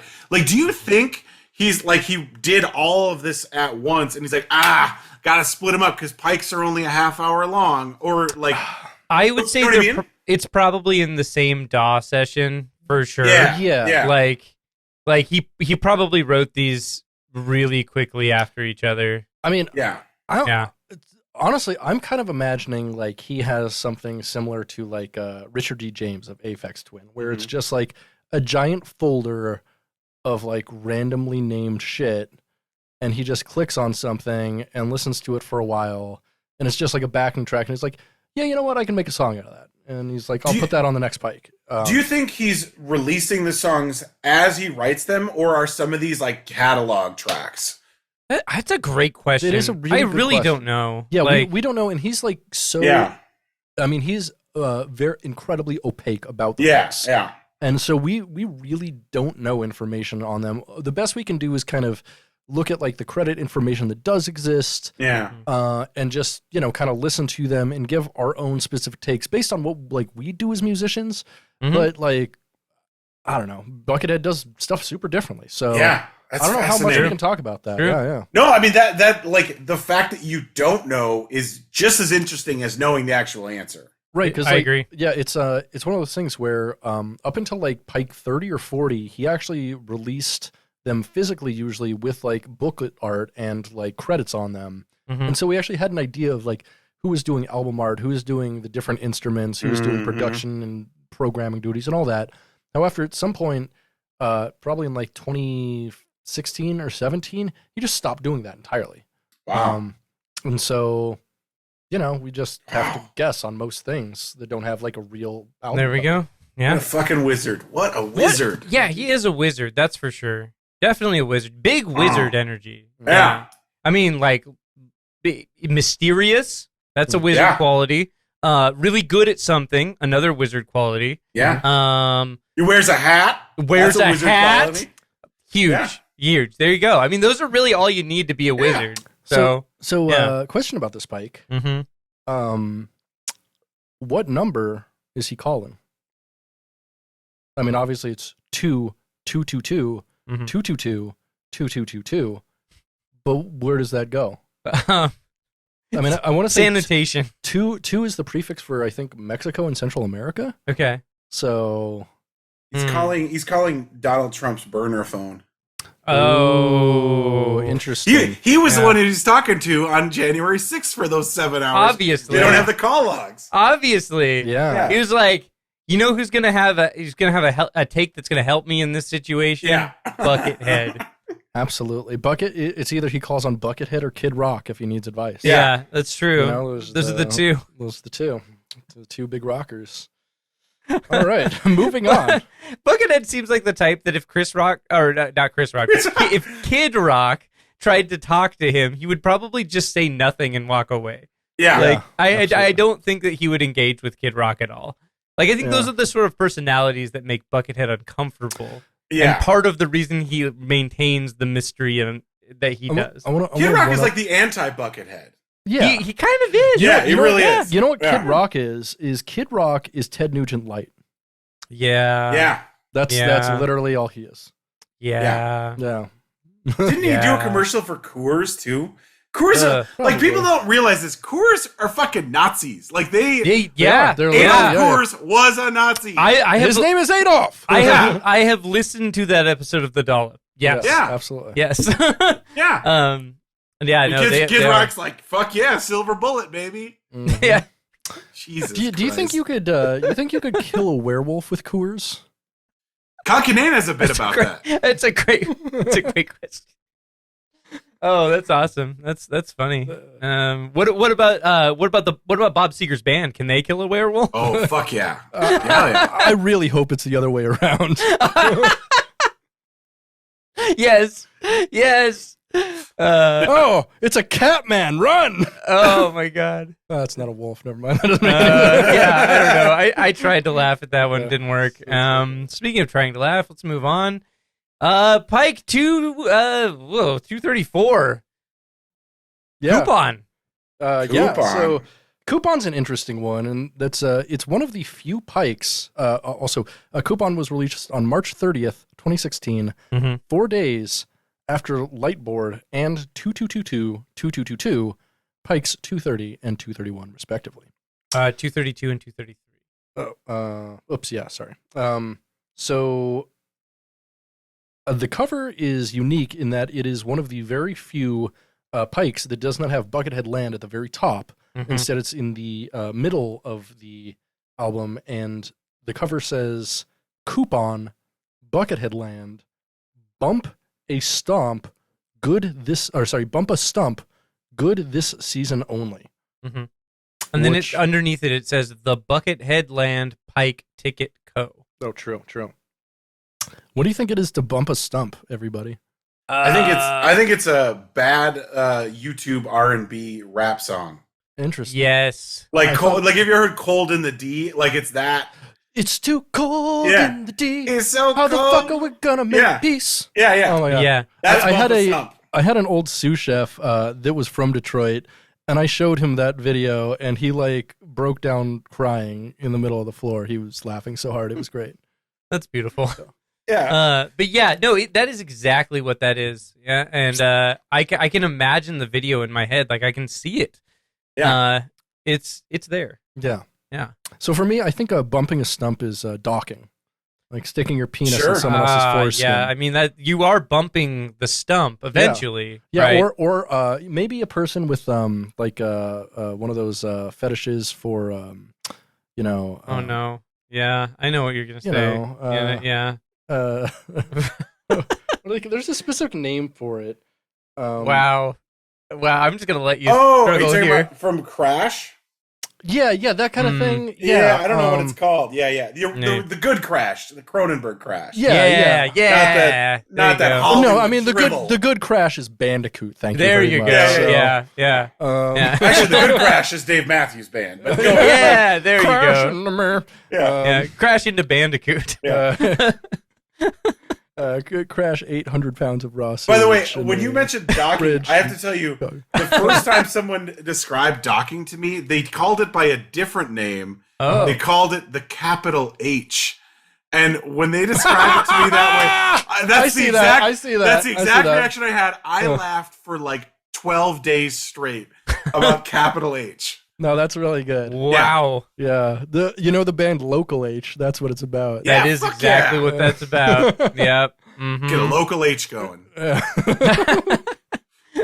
That's what they be doing at the the Bon Jovi Glory Hole. Yeah. Also at the Elks Club. Yeah. Yeah. So Coupon. Just 2 tracks. Yeah. Nail in the Clock and Coupon, the titular track. Yeah. Nail in the Clock is pretty cool. It's a Baroque rocker, kind of neoclassical-ish in its approach.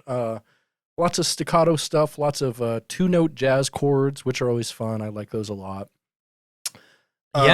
This one's pretty diverse. Like there's a lot going on here. There's the title track in particular. It is a pretty emotional, like big, It is swelling guitar solo kind of swelling, thing. all right. Yeah, definitely swelling. Swelling like Magellan, if you know what I mean. Oh yeah, Magellan had a huge boner. yeah, he did. That's why the Catholic Church killed him. Yeah, they were like, His hog's too big. You can't leave the house. It is an offense to God. It's circumnavigating the globe, his hog.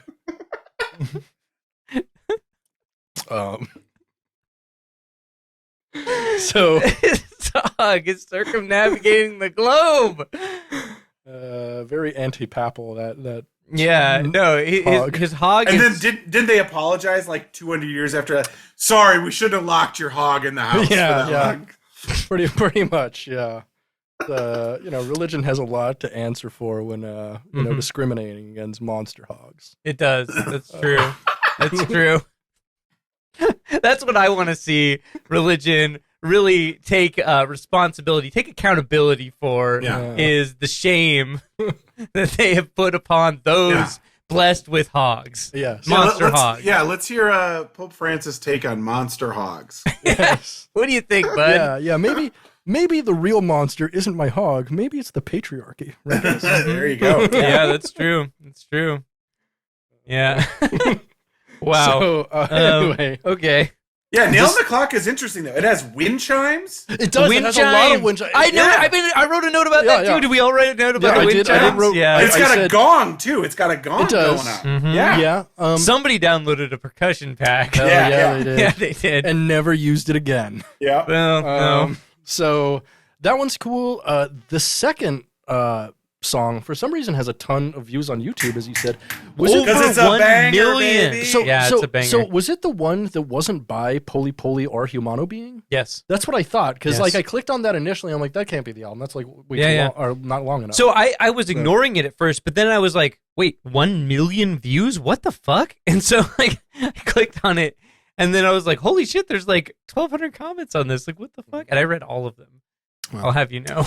It's a cool song though. It's like a melodic, atmospheric song. Yeah. It reminds me of, a big long. Honestly, like one of his most popular songs on YouTube, apparently. It doesn't sound unlike a lot of his other songs. It no, is like it's very- a Buckethead doing Pink Floyd kind of thing. Mhm. That's what I wrote. It sounds like Division Bell or 100, Shiny Crazy like Devil. 100%, Yeah. like 80s, 90s Pink Floyd. Like, yeah. like 100%. Like not the super spacey, proggy stuff, but like the stuff after that where they're experimenting a little bit more with metal and like chromatic stuff. Stuff metal and later maybe. Like Hell yeah. Yeah, I can see it. it's a cool album though. Yeah, this is a really solid Pike. It wasn't like, my favorite one this week. It might No. actually been my least favorite one this week.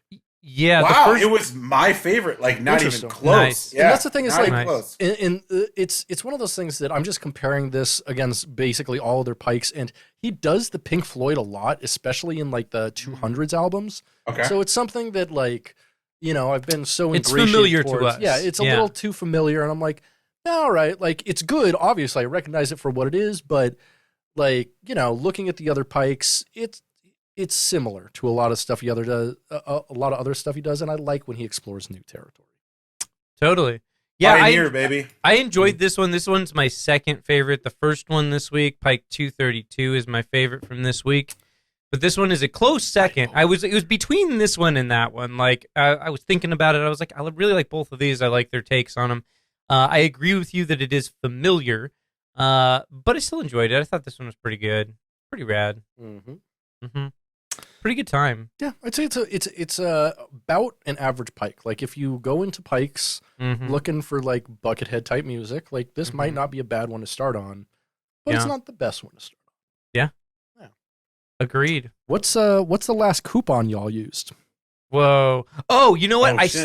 signed up for an app from Safeway just so I could get a coupon on vegan ice cream.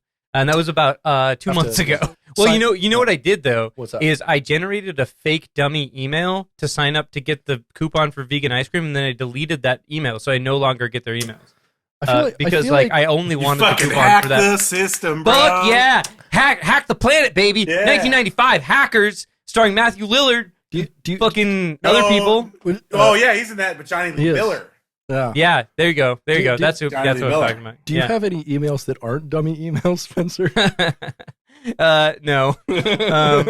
Yeah, but like, so one of the things you can do on the iPhone is you can generate fake emails. Mm. Oh, yeah. Which is pretty handy. I use it all the time for signing up for dumb shit and then deleting them. I'm like, haha, you nerds, you can't contact me anymore. Haha. It's pretty good. Yeah, Feels that's- good. That's always fun. Feels good. Yeah. Last coupon I used was it was like $1 off when you get 2 or more Haagen-Dazs. Oh yeah, yeah. like ice Speaking of Monster Hogs, Monster Haagen-Dazs. Oh boy. Yeah. Monster Hagen DOS operating system. Oh, there you go. Yeah, yeah. Microsoft does. That's a good night. Yeah. Yeah. MSDOS Burn and it a through Monster system Hog. resources. Yeah, there we go. So that's the next move for my emulation box is actually getting up every DOS game ever made going in the emulator as well. So dude. I'm going hard.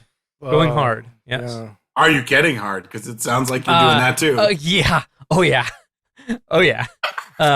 Monster Hogs, Monster Haagen-Dazs, DOS I mean, box. You don't Das want me to- boot. You don't. There you go. You don't want to know what he's gonna do when he gets Math Blaster. Oh, number crunchers, bro. Oh yeah. Oh yeah. Yeah, it's gonna be greasy up in here. Yeah. Hella greasy. All right. Okay. All right, you guys. Will you all take a journey with me? I would. Love Yeah. Where Let's to? do it. We're going into the Bucket Void. Statements from the bucket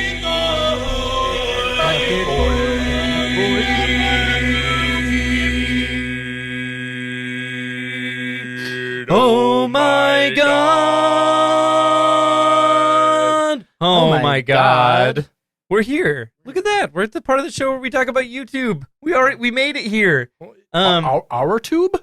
Yeah, under communism, YouTube becomes our tube. Yes, correct. Anyways, yeah, this is the part of the show where we talk about what the folks are talking about on YouTube. What the folk? Pretty fun stuff. So let's kick things off. Let's get it going. YouTube user Matt London says 2 years ago, "Sweet Mother of Mary." Now, you hear this expression a lot. They don't mention Mary's mother like at all. No. In the Bible. Like it's not a thing, which is really weird. You figure like, and I've said this before, for being the birthplace of Jesus, like Christians don't have like any information on Mary's pussy. It's super weird. Yeah, that's true. Like, and speaking of Christianity, YouTube user Daniel Eduardo Marino says 6 years ago, Pike, the new religion. Okay. Okay.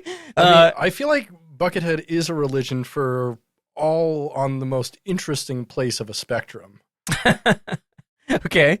Yeah, totally. Definitely on a spectrum. And speaking of spectrum, YouTube user Ken Heinrich says 6 years ago in an incredible run-on sentence, "The drums sound fantastic on this one. I think it is a drum machine, but the thing's gotten really sophisticated. It sounds like a real drummer. In fact, all the later albums of this series, I can say the same thing about the drums as well as Buckethead's guitar playing, which enriches my life and makes it a better place to be, thanks to all you guys posting." I mean, that's cool. And like, I wish I were still at a point in life where I couldn't tell the difference between programmed drums and real drums. Mm-hmm. But like, there's certain things with transients and like mixing that like you're immediately after like 2 seconds, and like even beat, like swing, like all drummers have some level of swing.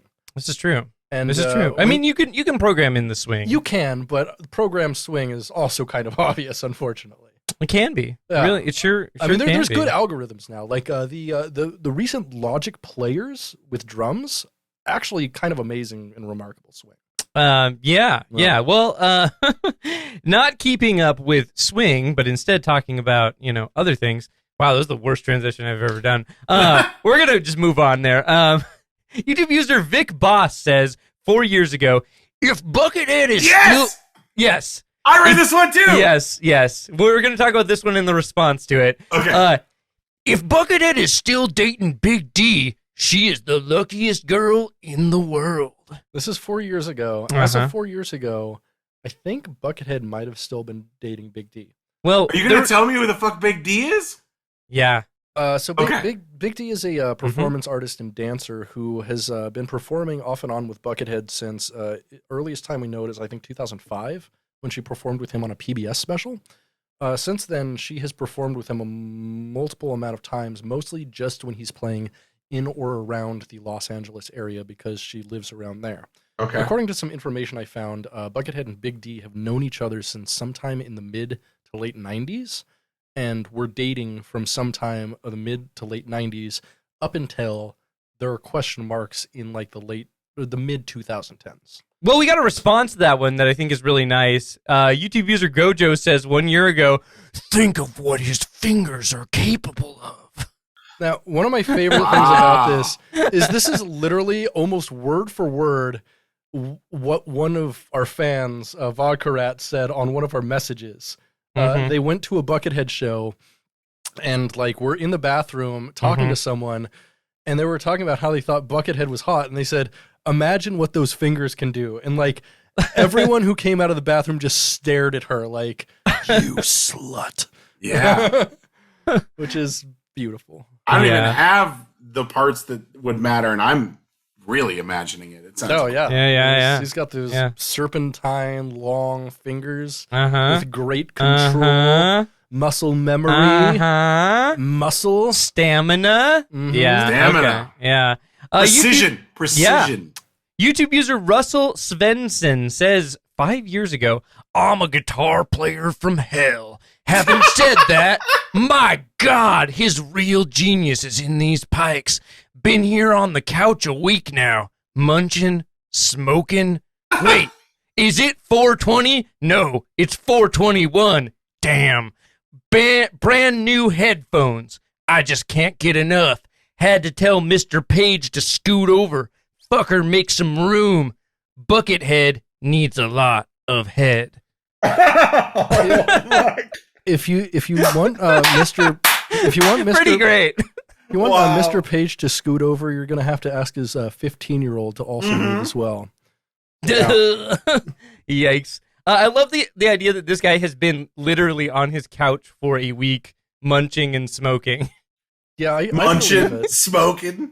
Munching, smoking. Brand new headphones. Oh, man. This motherfucker's getting head already. Oh. Yeah. That dude got head. He graduated the podcast already. Yeah, for sure. This one's a bit of a call and response. It's in reference to a song, but I don't know the song. Maybe you do. But anyways, we're going to read this together. I'm going to read the part that says Pike. You got it, Britt? Yeah. All right. So. Oh, I know the song. What is the song? It's a rap song. Uh-huh. I don't know who it's by, but I definitely know the song. All right. It was a huge radio hit probably like 8 years ago. So like Jard M says 5 years ago. I want to say instead of Pike, it's like pour up, shots, headshot, shots, sit down, Oh. shots. I think it's that song. Yeah. But we're gonna read it. You ready? Yeah. Go for it, Britt. Pour up, Pike, headshot, Pike, sit down, Pike, stand up, Pike, pass out, Pike, wake up, Pike, faded. Pike. Yeah, I accidentally cut it off. That was an accident. Yeah, but anyways, that's the thing. That's fun. Cool. We like that. Okay, so YouTube user Deckard Pliskin. Oh wow, look at those two references mashed together. Oh yeah, Snake Plissken and Deckard.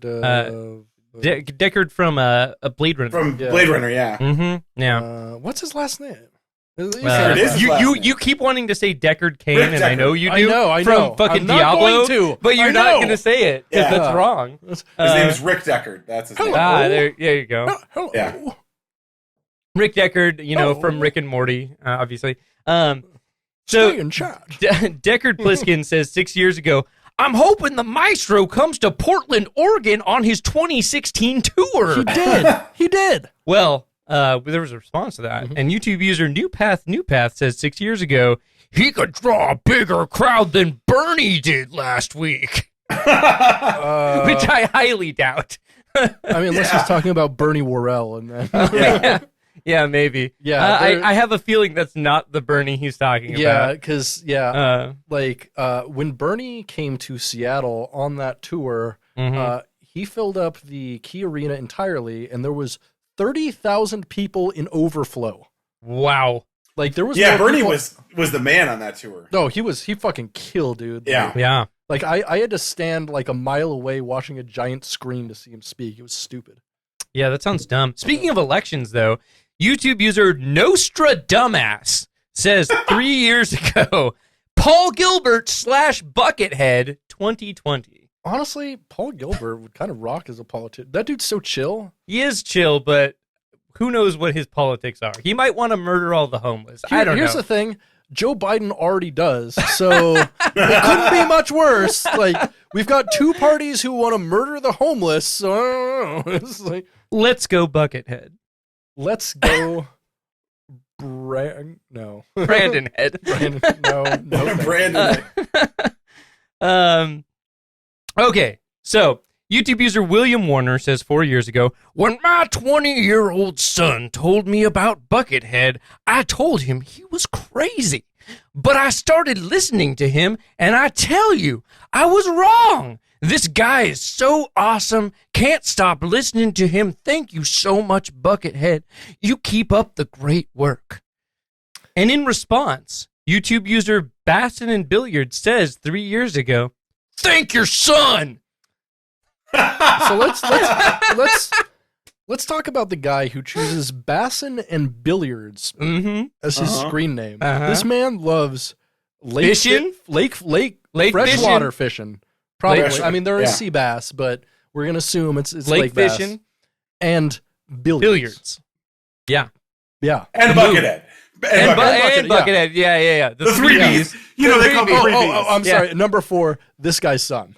Yeah. Loves this guy's son. Yeah. He really wants credit for that guy's son. Yeah. I wish I could be his dad. Uh-huh.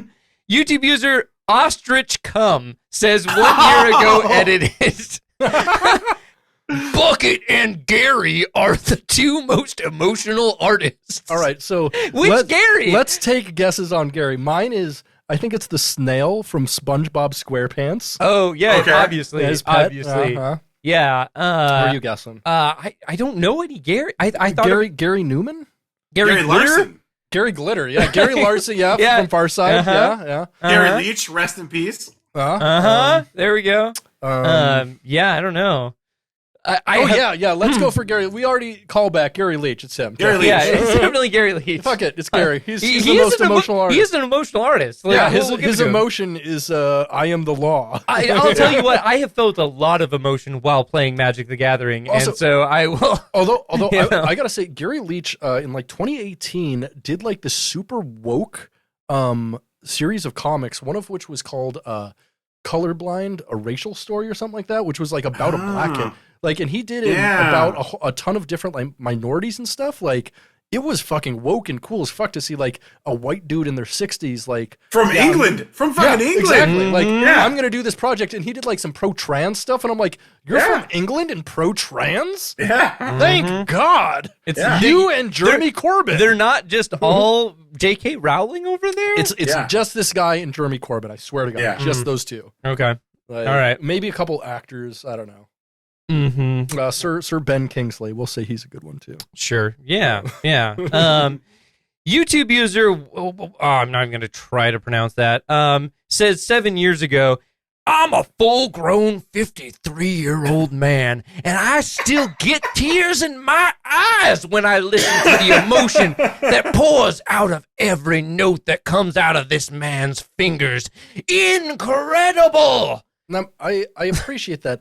Something I got to point out, at least 1/4 of all comments on YouTube is someone telling everyone how old they are. They are.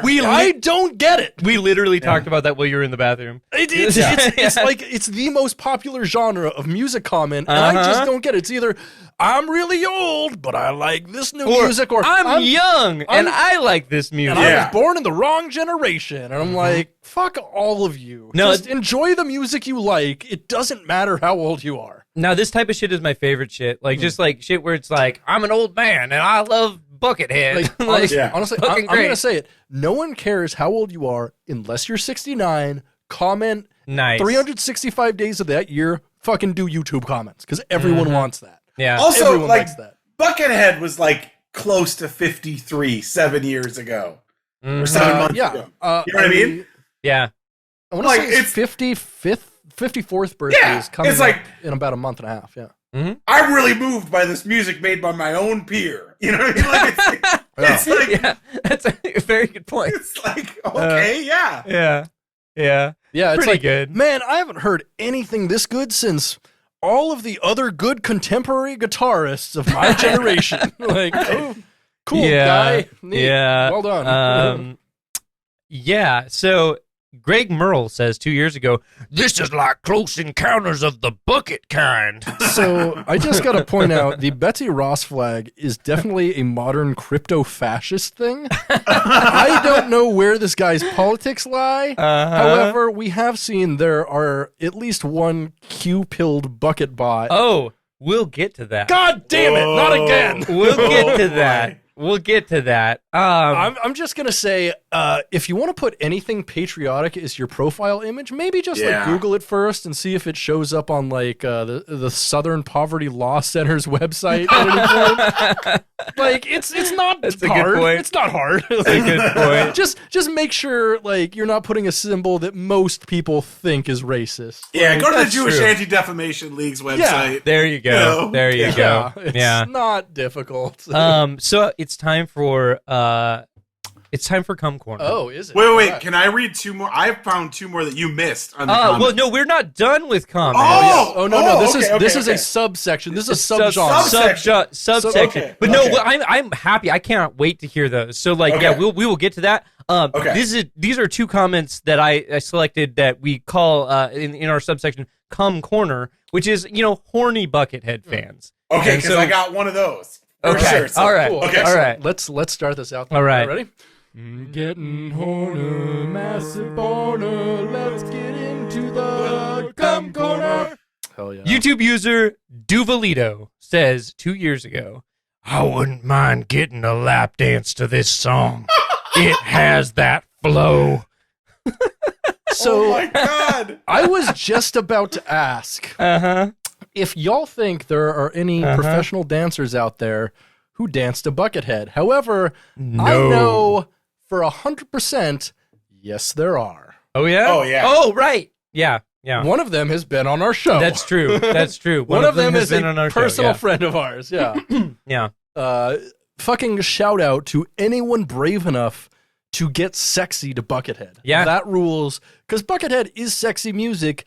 It's just most of the time you don't think about that because you see most of the fans and you're like, well, they don't have sex. So. Well, I mean, and Buckethead is also like a kind of sexless person. Yeah, he's sort like, of amorphous. Or Yeah. I mean, his Yeah. image, like a lot of people find it sexy, but those people are mostly like people who are into like the horror same, movies. Yeah, I was going to say the same people who want to get choked out by Mike Myers in a sexual. We're into foreplay.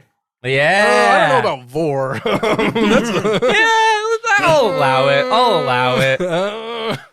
All right. My next and last Cum Corner comment. YouTube user Tina Hedge says 3 years ago. No. When I fall asleep listening to Buckethead, I dream I'm being fucked by an octopus on a spaceship by an alien football team. That's not weird, right? I wake up sticky, yet strangely satisfied. Must be running dreams. Wow. Oh my God. 3 likes on that one. That's my favorite part. 3 likes. Look at that. Yeah, some horny boys were like, yeah. Wow. So that's probably one of the most impressive Buckethead comments we've found. Like that's pretty good. You know Yeah, what? that's really good. As of today, I'm just The alien football team. I mean, I'm done with calamari, guys. Like, it's really just not worth it at this point. We're good. All right. Wait, Andrew, were you saying that you have a horny Buckethead? I found comment? a cum corner. Lay it on me because we're still in Cum Corner. We're still in Cum Okay, we're still in Corner. cum corner. Oh, Yeah. lay all right. Lay it on us. Lay it down. Lay it down. Okay, this is from Danny Boy, and he wrote, The pipes are calling. Now, this is horny, but it's sort of like romantic horny. Okay. Ooh, All right. okay. So it's All like, right. I wish I knew more about you. What drives you to do this so consistently? I don't have words to say. I'm just listening to you, sitting in my dark room, all the curtains down, and you make me feel good. Okay. That's You're really horny good. as fuck. Wait. You're a legend. Regards from India. Like, what? You know, I might have actually grabbed that one. I think I just didn't read it. That one's really good. Yeah. That one's really good. Wow. What caste do you think that fella is? Yeah. Is he maybe he's a Jain? I don't know. Just I'm imagining Brahmin, like he's part of like the priest class, and he's just like fucking wearing all these like ornate robes and just jerking off to Bucket. I love that shit. We do love that shit. So we're out of Cum Corner now. Cum Corner. Cum corner. So 2 more comments, and then we're wrapping this part up. First one, Tony Bones says 1 year ago edited. No. I want 1 Tool X Buckethead 12 to 14 hour song. It will be all that I listen to until the end of me. You know what? Go ahead and slide in some Steve Vai and Carlos Santana in there. That's all I ask. Oh my God. It's like as a jerk when he just keeps grabbing, and that's all I need. He just keeps grabbing thing after thing. Exactly. Although I think the one thing he forgot to grab was after Carlos Santana featuring Rob Thomas of Matchbox 20. Yeah, of course. The only Carlos Santana we know. I love the comment, like, it will be all I listen to until the end of me. So, like, that's so heavy. Wait. Oh, okay. The YK, is that You Go Ahead? You know what? You know what? Oh, okay. I don't know if I've ever seen YKW before. I haven't either, but I figured it out. Fair. One of my favorite things about like this and like Amazon and whatever is the purely like conversational tone about these guys. Like you would never say, you know what? Like in like a paper, like in a thesis. You would not write that. Yeah. But they write like they speak, and it's so interesting. Yeah, like so I'd say the majority of YouTube comments have a tone of familiarity, which they should not. Yeah. Like no these are for strangers. Exactly. Like, these people don't know you, and the ones that want to know you are super creepy. Like don't. They are predators. Yeah. Yeah, no, I love it how like people in YouTube comments or just like comments in general will just like talk as though like they're talking to the artist or they're talking to no one in particular. They're just saying a thing and they're typing it how they would say it if they were talking to someone. Right. It's so interesting, and it brings for like really interesting things to read aloud, which is just very fun. Well, yeah, because it is conversational, so you can just do a direct response to it instead of like trying to analyze it. You can just like answer their question, or like if they have a declarative statement, declare something against it. It's true. It's wild. Life was Peachy. Like whenever like a lot of times they're like, this is the best album. Well, actually, it's their second best album, and it's like you wrote this and then you had to hit submit. Like you could have just gone back and hit delete for all of that first part. Yeah, you can literally edit. You don't need to correct yourself in the review. It's so the correcting themselves in the stream of consciousness writing is always a good thing. We love that. I love that. Because they're like, I mean, I could use the delete key, but no, it's too late. I already had the thought. It's too late. I'm committed. True artistry, yes. I'm committed to having the wrong idea first, all right? Yes. It's like, people need to know. Speaking of the wrong idea, to close things off, one of my favorite things in Buckethead comments recently, a user we've talked about a few times on here. Oh, yes. That keeps coming up, and they keep coming up for good reason. Oh, and he keeps coming. All right. That's for sure. YouTube user RC Swiss Made says 1 year ago, Buckethead is not from this world. Where we go one, we go all. No. Buck Q head, baby. Yeah, Buck Q head. Wow. Yep. And Statements from the Bucket Boy. Yeah, that's so that commenter in particular keeps showing up and commenting the same thing. They keep going like the Buckethead is not from this world, and then the WWG1 WGA. The same comment like on every single Pike, basically. Well, not every, no, but like every other one. He's on here almost every week. But yeah, every time that shows up, I just get stoked and screenshot it, and like we gotta share it with the world. Do you think he's got a hotkey set up for where we go one, we go all? I have to believe. No, it's just like the thing that's always copied to his notepad. It's just in his notepad, he always just Control V. That's it every single time. Yeah, every comment he makes on everything. Definitely Control V. You know that motherfucker's not using a Mac. Oh no. There's no way to know this, but I would love to. I wish we could figure out like what's the most left field artist that has a QAnon fan. You know what I mean? Like, who's the one's like fucking Jane Fonda, man? She's what's up. And also, where we go one, we go all. You JFK Jr. Fucking like, let's go. No, like let's go. Everyone in Q loves JFK Jr. They fucking love him. They fucking love him. You know okay, whatever. Yeah, they're like, he's not dead. He's alive. He's one of 3 people that we all currently believe are also JFK Jr. He's one of them, but we're also going to support all of these people. It's a whole thing.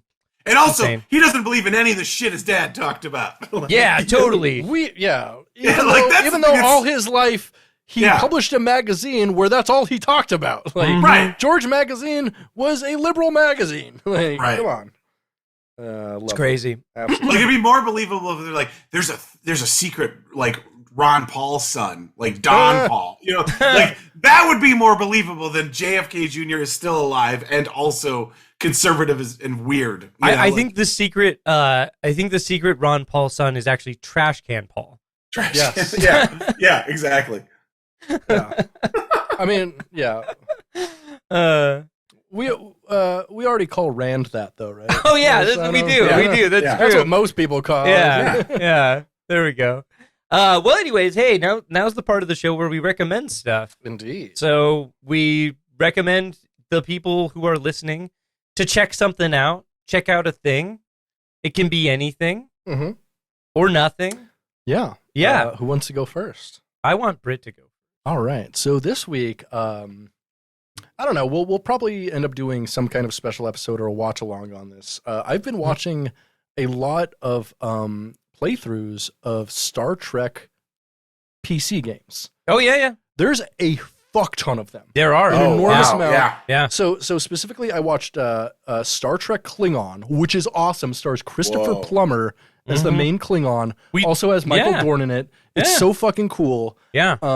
So there's that, and I also watched Star Trek Starfleet Command for a combined watch time of 11 hours. That rules, bro. Wow. That rules so much. So I'm I've so into that. yeah, and it's all awesome. I think we should just like download one of those long plays and do a full commentary on it because Why there's a don't- lot to be said. How about just one of us plays it? We're just take yeah, turns yeah, playing it. we could do that too. Because I got the emulation box. yeah the He's got the thi- box, dude. I got the box. The thing is though, I will say this. All of the playthroughs are by people who have done them before. And so it is estimated that the playtime on both of these games are double to triple what the actual playtime I watch them on. So each of these games is going to be between 10 and 15 hours. Let's do just it. so you know. So if you're willing to make that I see. commitment. Well, the one that Yeah. I really want to play is the DS9 game. That's it's a third-person shooter that came out in 1999, I think. It's called DS9, Star Trek Deep Space Nine: The Fallen. Okay. And it's that's 2000. It's 2000, okay, for yeah. Windows and Mac. I have a copy of that on my computer. I haven't gotten it going yet, but I'm very excited to play it. Interestingly enough, it was published by the book company Simon and Schuster. Mm-hmm. What? Wow. No, it was published by their sub-label Simon and Schuster Games. yeah. Well, it was published by Simon and Schuster. That Yeah. was just like, what? I didn't even Yeah. know they had games. I know. Wow, did Just you farm Star it Trek out to Deep Space Nine, The Fallen. Broader Bund or anything? There you go. There you go, Broader Bunch. We love them. Yeah. Hell yeah. Crazy though. Just in 2000 alone, Star Trek released 8 computer games. The golden in one era. year. Yeah, The golden right? era. That's nuts. Wow. That rocks. Yeah. Yeah. Hell yeah. We love that. What do you got to recommend, Spencer? What do I got to recommend?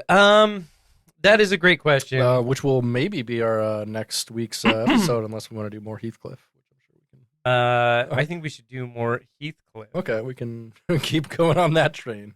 We'll keep going on that train. I gotta say, like, ultimately, my biggest recommendation Mhm. is to play old games. Yeah, Like, we'll give 'em some go time. download RetroArch, get a fucking controller, plug it into your computer, and fucking play old games. It's really easy to do now. Mhm. And they all run pretty good. Pretty rad. Yeah, like so basically everything up until what was that, 4th generation? So the last system that reportedly has every single game playable is GameCube. Yeah, the Wii is getting close. Though. Yeah, Wow. the Wii and like the 5th generation or whatever is Mhm. some of those things are getting close. For some reason, I guess PS3 is still like terrible. Well, for yeah, most because games. the cell processor is a nightmare. Yeah, Everybody I knows don't that. really understand. Yeah, but like I was GameCube reading had a thing some on it the other secret day. gems. Oh yeah, hell yeah. Like those, I remember playing those like Beautiful Joe games. Yeah. They're Beautiful fucking Joe weird. games were- They're I mean, super cool though. They made Super they tight. made those for like Yeah. multiple systems though. PS2 Did as they? well. Yeah. Yeah. Oh, okay. Came out on PS2 as well. I mean, because they're like just cell shaded kind of games. Yeah. they don't require a ton of processing power. But there's like They- weird like time effects and stuff in that game. Yeah, those was games are cool. tight. I played the first, so there was 2 of them, right, on that Yeah. series. Yeah. I played both of them on PS2 back in the day. I remember being very excited for them because I remember they came out on GameCube first, and they came out on PS2 maybe like 6 months later, or like a Okay. year later, or something like that. And I remember seeing them on GameCube and being like, "Man, that game looks so cool! Like, what the heck? It looks so cool! I Yeah. want to play that." So I ended Like up, great art direction. Like, yeah, incredible art direction. That's the thing most people don't realize is like the art direction for games is one of the most important parts in my opinion. It truly Critical. is. Yeah. Absolutely Yeah. critical. Yeah. Yeah. Oh, you know, I actually have another sub recommendation. Mhm. In my emulation quest, I've actually been playing through The Legend of Zelda: Breath of the Wild. Great game. I've been Mm. I've been Yeah. emulating the Wii U version of the game and upscaling it to 1440p, and then adding some post processing, so it looks and runs incredible. Like it looks so good, runs perfectly. Like runs a full 60 frames, runs better than it ran on Wii U by a significant margin. My PC isn't even powerful, so like if you can do that on my PC, but the Wii U is like nothing. It really is. It's like two Wii's duct taped together. Yeah, like it's not even really like a... Yeah, it's like AMD stopped making processors for a while. Can we get their old ones? Yes, that suck. I mean that's Nintendo's MO. That's what they keep doing. Yeah, they're like, well, Intel's still too expensive, so we don't want to invest in modern technology. No. But that game's pretty cool. I got to say, it's pretty neat. I've been enjoying playing it. Nice. So would recommend, especially if you can play it on PC. It's the way to go. Andrew, you got something to recommend? I mean, I'll be totally shameless. I have a podcast. Oh, we'll do that at the very end. Oh, okay. We got a whole plug section. Okay. Don't worry about that. What do you got to recommend? I have two recommendations. Okay, so one is I'm going to plug a book. It's my buddy Sam Talent. It's like I could not stop reading this book. It's sort of like if Cormac McCarthy wrote a book about Tom Arnold. like oh my god, shit! Yeah, oh my god, no. You just named like two of my favorite things. Let me show you. Unironically, it's called Running the Light. It's by Sam Talent. Yeah, I own almost every single Tom Arnold film ever made. That's true, including physical copies. That's true, which I donate to our local movie library, so they have the full Tom Arnold collection. This is true, including shit like Golf Punks, which you haven't heard of. You haven't heard of. I haven't. No, it's a kids film where he teaches a bunch of kids to play golf. So it's like hardball, but for golf. It's Bad News Bears, but with golf. Hardball. It's Bad News Bears, but with golf. Let's talk about the real OG here. All right. Okay. But yeah, I mean, honestly, some of just like more than once, I'd be reading it and I would text Sam. I'd be like, "You motherfucker! Like, who the fuck do you think you are writing sentences like this? You son of a bitch!" Like, it's just like gorgeous writing. It's funny. It's really, really good. He's an amazing comedian, but honestly, he's maybe even better as a novelist. I can't recommend highly enough. The other thing I would recommend, I've been digging on this band for a few years now. I just saw them in Minneapolis at the 7th Street entry. Greet Death from Flint, Michigan. I'm sorry, was it Greek Death? Greet, like hello, Greet Death. Oh, okay. I mean, I prefer the former, but yeah, Greet because I'm a racist. Greet Death, amazing band. I don't know. They're one of those bands that I don't know. I couldn't even tell you exactly who they sound like. They're kind of spacey. They're kind of, they're heavy as shit, but like tender at the same time. But they have a record called New Hell that it was my favorite record of like 2019. You know what I bet they sound like is a combination of several different Buckethead Pikes. Yeah, honestly, yeah, probably. But then again, so does all music at some point. Yeah. Allmusic.com. Yeah. Yeah, for sure. Hell yeah. Well, that's awesome. With that, it's time for my favorite part of the show. We ready to do it? I guess so. Let's do it. Yeah. Ha ha ha ha ha bucket joke. Ha ha ha ha ha bucket joke. Ha ha ha ha bucket joke. Ha ha ha ha ha bucket joke. Hey, here's the part where I tell some jokes or whatever. All right, you ready for the fucking the joke about what everyone's joking about? No, you can't. Of course, I'm gonna. Here we go. I'm gonna boo this. Oh my god! The Oscars this last week marked the first time English singer Morrissey wished he was an actual Smith. Wow. Because he's racist and wants to smack black people.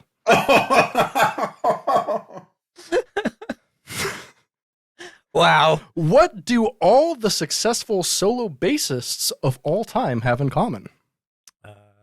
Tell me. Well, they're all entirely theoretical. It's crazy that the cost of gas has gotten so high, yet beans remain the same price. Am I right, everybody? The more you eat, the more you do. How would you address Spencer if he was wearing a three-piece suit? That's a great question. The recently deceased. That's a pretty good one. That's pretty good. That's very good. I'll give it to you. They say time is precious, but I can't think of anything precious that is legally only $7.25 an hour. Wow. That joke sucks. I'm going to say it anyway. I want to hear it. A canvasser on the street the other day asked me if I wanted to help stop world hunger. I told him I didn't even know the planet ate anything. World hunger? Am I right, guys? I hate that. I love that joke. That's That's beautiful. good. That was a good one. Yeah, that's a good one. What do a jazz band and a bull have in common? I don't know. Well, most people would rather avoid the horns. Okay. Seminole stoner comedians Cheech and Chong are getting old. They announced this week that the next movie in their Up in Smoke series will be about their cremations. That's pretty good. That's a good one. That's Yeah. super. What's the best way to prevent your guitar from getting stolen? How? You keep it in a bass case. Yeah. Turns out the Apple Care that I purchased is not redeemable at Applebee's. I'll close on this one here. How do you tell what car belongs to the bassist of the band? I don't know. Well, it's the one with the Domino's pizza sign on the roof. Oh my god. Oh yeah, that's pretty good. Bucket joke. Wow, we did it. We did. Hey, Yeah. We made it through the whole show. do you have anything to plug? Anything people should be interested in based on your wonderful performance on this podcast? Are you asking me? Yeah. Oh, yeah. I don't care about Spencer. Come Yeah, on. I got was nothing. I was saying Spencer's killing it, man. Yeah, man. Yeah. So I've got this Life was Peachy podcast. New episodes. I'm thinking I'm gonna get a couple out soon. Yeah? But it's a podcast all about new metal adjacent bands. It's a lot of fun. You don't have to like new metal to enjoy the show. I've been doing it for 3 years. There's like 40 episodes, so chances are there's something you'll like in there. But it's a great. It's super fun. And then you can follow that at Life Was Peachy on Twitter and Instagram. I do original memes, so I know you boys are big meme lords. Oh, Original yeah. memes for every episode. Love that. Love that. So super fun. But yeah, honestly, it's like my girlfriend gives me so much shit about it, but like the truth is, she's like, "You love this stuff." I'm like, I mean, I love talking about it, even if I don't love the music. So Yeah. it's great. Honestly, like. Nice. If you like this show, if you like Getting Head, I think you'd probably like Life Was Peachy. So check that out. I'm bound to agree. Yeah. Yeah, it's super like it's super chill, and the difference is we actually listen to the record and we talk over it. So Okay. if you're not familiar with the record, it's a really great way to be like, oh, like what's the deal? Like we're doing a Snot episode, and like, Oh. it's like I never listened to Snot before I recorded. So it's like if you are curious what Snot sounds like, you're gonna hear it. We're gonna talk about it as we listen to it. So Nice. Well, are you going It's to really talk cool. about Results May Vary with Snot's guitarist? That is, I mean, so the interesting thing is we kind of do it like you guys do, where it's in chronological order. So, gotcha. Oh, nice. So it's not in chronological order of like a timeline. It's in chronological order of each band. So like we're like, as far as Korn goes, we're already at like 1990. We're already at like issues, but like we haven't talked about stuff from 1996 and stuff like that. So Okay. but it's kind of interesting because it keeps it. Yeah, it kind of keeps it in context. Have you done Issues yet?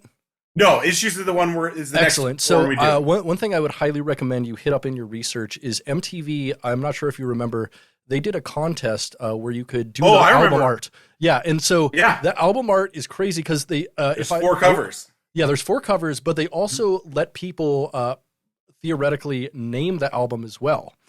And there, I don't remember that album. I very specifically Specifically. I very specifically recall watching in, I think, 98, 99 MTV, and they were going through like the possible like submissions, and one of them for the title of the album was Rumple Foreskin, which I still my think God. about on like a weekly basis. Yeah. Oh my god! Because that's the best name for bro. That should have been your meme page name. Honestly, Ruffle Foreskin that's is incredible. so good, right? It's just Wow. like, and for being, if they would have named issues Rumple Foreskin, like that would have made my life. It would not have become the success it did. You know that Jonathan Davis like pitched it to him, and then like Epic Records is like, you can't call your record Rumple Foreskin. Yeah. You just fucking can't.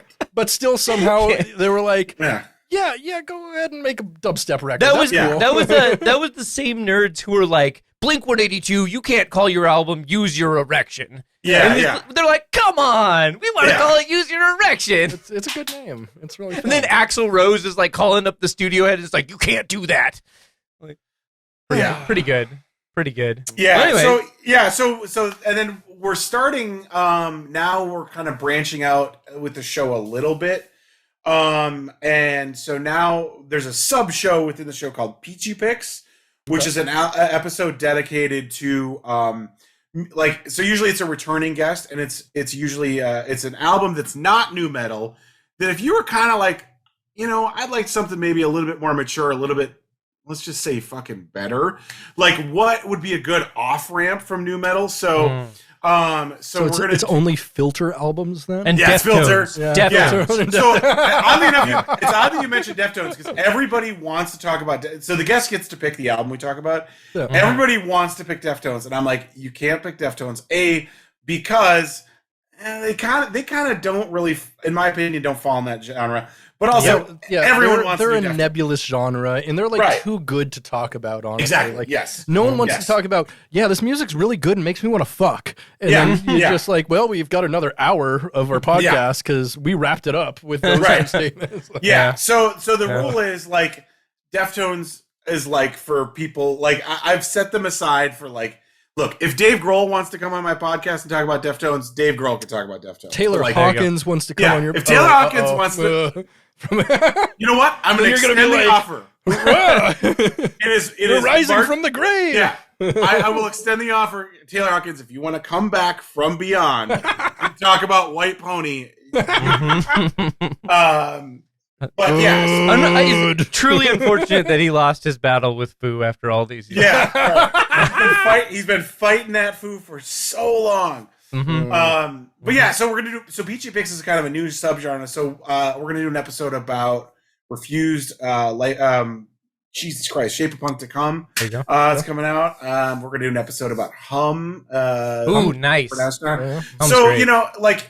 it's Hum's not good on parts. Yeah. I mean, Yeah, Other so stuff is it's not just terrible. I mean, like I like some of this music a lot, and some of it I can't fucking stand. It's not all terrible music. Like there's No, definitely not. So yeah, it's a lot of fun. Interesting that you're like doing Hum. I feel like that's kind of a deep cut instead of like My Bloody Valentine or something. Like Dude, Mhm. Hum's so good though. Love Hum's, Hum. Yeah. Hum's first couple albums are great. Yeah. Like, their '90s stuff is super sick.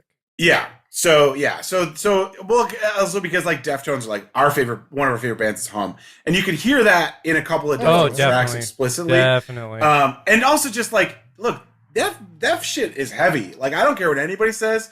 There's some heavy ass shit on You'd Prefer an Astronaut that like Yeah. will go toe to toe Yeah. with fucking anything Korn's doing, anything Coal Chamber's doing. Like, Dude, you totally. know. They got those wall of sound guitars, man. They're heavy as hell. Are Yeah. you really putting them up against Coal Chamber? No, nothing should go Because up against Coal Chamber. that's a loco decision on your part. Yeah, right. It's so funny because the way it works is I send the guests a list of albums. I'm like, you pick it. I want you to pick something you have an investment on, and even if it's like I fucking hate this record and I can't wait to tell you how much I hate it. And in 3 years, no one has picked Coal Chamber, and it's just like, bro, I want to talk about Coal Chamber. I fucking Okay, love all Coal right. Chamber. Didn't Let's you talk already about it. asked to be on the podcast? Oh, for you're another Feel- gonna do Feel Field these These Dreams, but I mean, Yeah, you can that's double true. dip it. Yeah, can no, double dip it. actually, yeah. Let's do both because like we Okay. love one of those albums, and Yeah. and ironically love one of those. I think we ironically love both those albums. Actually. Yeah, I think that's true. I mean, That's that first true. Coal Chamber record, it's interesting. good. It's good. I mean, I don't know if I go that far. It's interesting. It's weird. It is one of the first, I think, mostly successful meldings of new metal and industrial in quite the similar way it was. I mean, you could also make the same case for like Wisconsin Death Trip by Static X, Oh yeah, stuff like that. I would go. You know what though? I would say more dance music than industrial. There is some industrial in there, but it's that kind of weird Interesting. part. So it's that weird ministry, like where it's like dance ministry, not industrial ministry. And so I actually use them a lot in the same breath as a band like Orgy. They have a lot of the same influences, but they don't really make the same music. But all of it is like, it's on the precipice of like 4 different genres, and you're never quite sure exactly what it is, but it's good. Mm-hmm. You know, it's interesting. Like, if anything, I just started, and like I said, the show kind of goes a little afield. So I just finished researching Stabbing Westwards, Wither, Blister, Burn, and Peel. I'm like, I'm like, you know, a lot lately. Yeah, it's like you don't get Orgy without that. You just don't, you know? Fun fact, I am Eskimo Brothers with the lead vocalist of Stabbing Westward. With Christopher? I've had sex with the same person he has at one point in time. You love sharing that fact. Every single time I bring up Stabbing That's like Westward. the only, that's because that's the only fact I have about Stabbing Westward in my life. Hey, Wither, Blister, Burn, and Peel? I have no idea what that is. Wither, Blister, Jordan Peele is a great album. I think it's really good. I like it. I've listened to it quite a lot of times. I think it's pretty rad. It's like a weird, like, it's like that bridge between like early 9 Inch Nails and before nu metal became a thing and alt rock became a thing. And so it's like right there in the middle. Right. So it has elements of both. It's pretty interesting. I actually don't really listen to Filter, Stabbing Westward, or Collective Soul, because they are the genre of music that was my dad when he was the biggest piece of shit in his life. And so, what do I have to do to earn my son's respect? What do I have to do to not get divorced? That's so good. Tell me. Also, the Wither, Blister, Burn, and Peel, the very first thing you hear on that is, I'm such a piece of shit. That's true. Such a loot. Like, that's the first thing you hear is I know like, that. What the hell fuck is going on? Yeah. Good times. Yeah. So, I mean, it's an exploration, like I said earlier, like, and the show's definition of nu metal is pretty broad because it's more about experimentation than is this shit a drop A or whatever. No, know? And so we definitely use nu metal as a broad term. Really, nu metal for me is not so much a musical genre as it is a term for the culture surrounding angry white dudes from 1997 up until 2003. Yeah, I didn't even go earlier than that. I go like 93. I go 90. But the thing about it is, like, angry white dudes were also, like, up until 97 still listening to stuff like Helmet and shit That's like true. that. So and so I feel like 97 is the point where all angry white dudes got on the nu metal train. You know what I mean? You mentioned Helmet though. Let me ask you this: because when I listen to Helmet, I don't know that I hear anger. Like, Helmet's so cerebral. That's the thing. Yeah. It's not anger, but there is aggression there. Like, it's super driving. It's like driving. It's like, it's good. Like, it'd be good like boxing music. It's like not something that is necessarily aggressive, but it's like got such a rhythm to it, and like the vocal delivery, how it just kind of screams everything like bah, bah, bah, bah. Yeah. You know, it is aggressive. I don't find it like angry like a lot of nu metal is.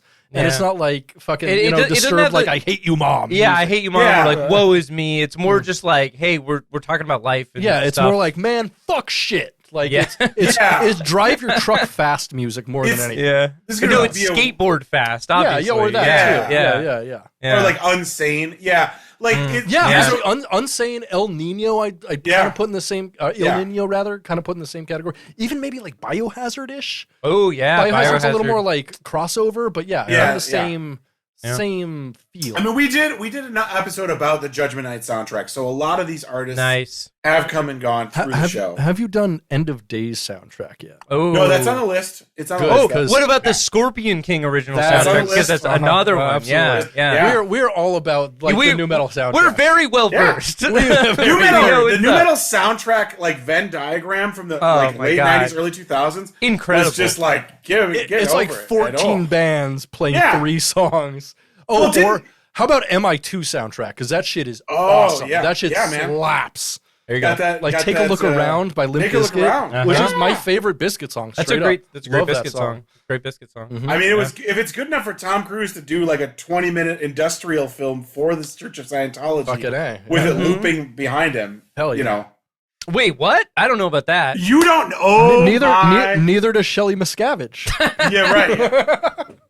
I don't know how you can find it now, but or Shelley Miscavige. Don't know how to find her. Don't know how you can find either. Yeah, they're probably side by side. But there's with a Wicked Wisdom album. With a Wicked Wisdom. That's all that they've given Shelley for entertainment is Wicked Wisdom and this industrial. A white room, 4 walls, Wicked Wisdom, 24/7. Wow. You're describing my dreams. It's a video of Tom Cruise, and he's talking to an interviewer off camera. And it's clearly for the Church of Scientology, and he's just saying stuff like, being a Scientologist is really something incredible because you know that you're the only person who can really make a difference. Like, you got to get in the arena and really make a difference and really get involved. And you're like, the fuck are you talking about? It's so wild. But it's like 20 minutes long, and that just the dern dern dern dern dern dern dern just that it just loops nonstop for the whole length of it. And it's so bonkers. It's so good. Because he's selling Scientology to Scientologists. It's so with Limp Bizkit. With Limp Bizkit. With a song that says, I'm an idiot, a loser, a microphone abuser. Right. Yeah. It's so crazy, man. I don't know if he's just a domestic abuser. Yeah, right. Yeah, like David Miscavige. Yeah. Oh my God. Yeah. Wow. Well, that's so see if you incredible. can find that. It's a treat. Yeah. It's a treat because it's just it's so bonkers. Like, because I don't think it was meant for public consumption at all. Oh, and we it's love just, internal materials. Yeah, it's so fascinating. I have a book somewhere around here that's like a Scientology like manual, and it's like, I don't think I was supposed to get this. Probably not. Yeah. That rocks though. Oh, yeah. Well, hell yeah. Britt, where can we find you on the internet? You can find me at Dog Vorbis most places, but you know what? If you're listening to the show, just go to a Bucketcast on like every social. Hit me up. I'll say hello. We'll chat. I'll, do whatever. Don't say anything. Do whatever. We'll do whatever. Right. I'll do whatever the fuck I want. You heard? All right. You'll put a fez on halfway through. Hell yeah. There you go. Yeah, nice. Where can we find you with the fez on, boy? Spencer.zone. Hell yeah. And just go there. And once again, where are your socials, and what's the name of your show? On my socials, so you can find me at Andrew Cahak, or you can just go to at Life Was Peachy. It's got links to all my shit, and that's the name of the show. Life Was Peachy. We'll go ahead and put that in the show description as well. Yeah, great. Hell yeah. Well, with that, let's do our outro here. We ready to do it? Indeed. Let's go. My name has been Britton. And my name is Spencer. And my name is Andrew. You've been listening to Gettin' Head, a Bucketcast. Stay greasy, Bucketheads. Namaste.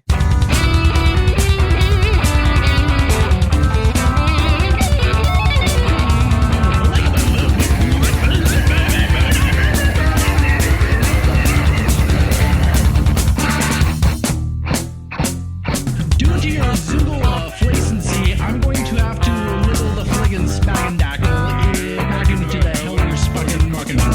Whoops. Oh boy. Hell yeah. So thank you so much for hanging out. It was so much fun. Thanks for hell asking yeah. me to do it, man. Dude, that was great. Yeah, we have one more section you're welcome to stick around for if you want, but it's very weird. It's extremely weird and extremely dense. Who cares, though? I mean, so is everything we do artistically. That's true. Sure. Okay, let's do it. You can try to get laid or watch people. You gotta go out and get that job. What a waste of pleasure. What a waste of pleasure. What a waste of pleasure. So the next segment of the show, I don't think you can hear our music between. I can't hear transitions, anything. Can you? No. That sucks. I am gonna fix that by the next time we do it because we have musical. That's what we're waiting for. So we're listening to the musical cues. We have cues between each of the segments. Anyways, the next segment of the show is one where we rewrite a scene from a Bam Margera film and read our rewrites for the scene. Yes. So in 2009, Bam Margera released a film called Ming Hags, which is the sequel to Haggard, starring Bam Margera, Ryan Dunn, and a few other people. Brandon DiCamillo Yeah, I love that we got that was tight. I feel like we're like the Beastie Boys of garbage, aren't we? The Bamsty Boys. Oh yeah, Beastie Boys of garbage. I love it. But yeah, anyway, so the scene, I don't have an easy way to play it for you, but I don't have an easy way of playing it for you. I mean, I could play the audio if you want to share screen share real quick. Jesus Christ, Ralph. Aren't you supposed to go out looking for a job today? Nah, there's a b-ball game coming on at 4. You can't watch no b-ball game. You gotta get a job. Nah, I'm gonna try to get laid tonight. Ralph, I'm getting tired of it. You're gonna get a job today. Today. This is muffed up. I'm taking a day off. Back in the war, we kill sissies like you. I'd like to shoot you, stupid. You couldn't hit the side of a barn. If we were in the jungle, I'd slice your throat. And this isn't the jungle. My cat will save me. I can't believe that I had sex to even make you. Sex makes people? What a waste of pleasure. My name is Ralph. Your forehead makes a good target. By the end of the day, you better have a job or else. You see this? It's gonna hurt. Get a job. So that's the scene. Yeah. So do you want to do mine or yours first? Let's do yours first. I'm going to send you mine. Well, I'll just wait to do that until after. So let's read yours first. Okay, which one do you want me to play? It's up to you, actually. I'm comfortable playing it. I still don't have a good Ralph voice. I feel like you do a much better Ralph voice than me. I'll do a Ralph. So the setup for this is the conflict is Pontius Pilate addressing Jesus Christ before his trial for being a heretic in front of the Roman court. Okay. All right. All right. Let's. I love the way this starts. You can much. Go whenever you're ready. Okay. Jesus Christ! Aren't you supposed to stand before the Roman imperial court today? Nah, I'm gonna get martyred at 4. You can't do no martyr. You gotta get that trial. Nah, I'm gonna try to get resurrected tonight. Jesus, I'm getting tired of it. You're gonna stand trial today. Today. This is muffed up, Pontius Pilate.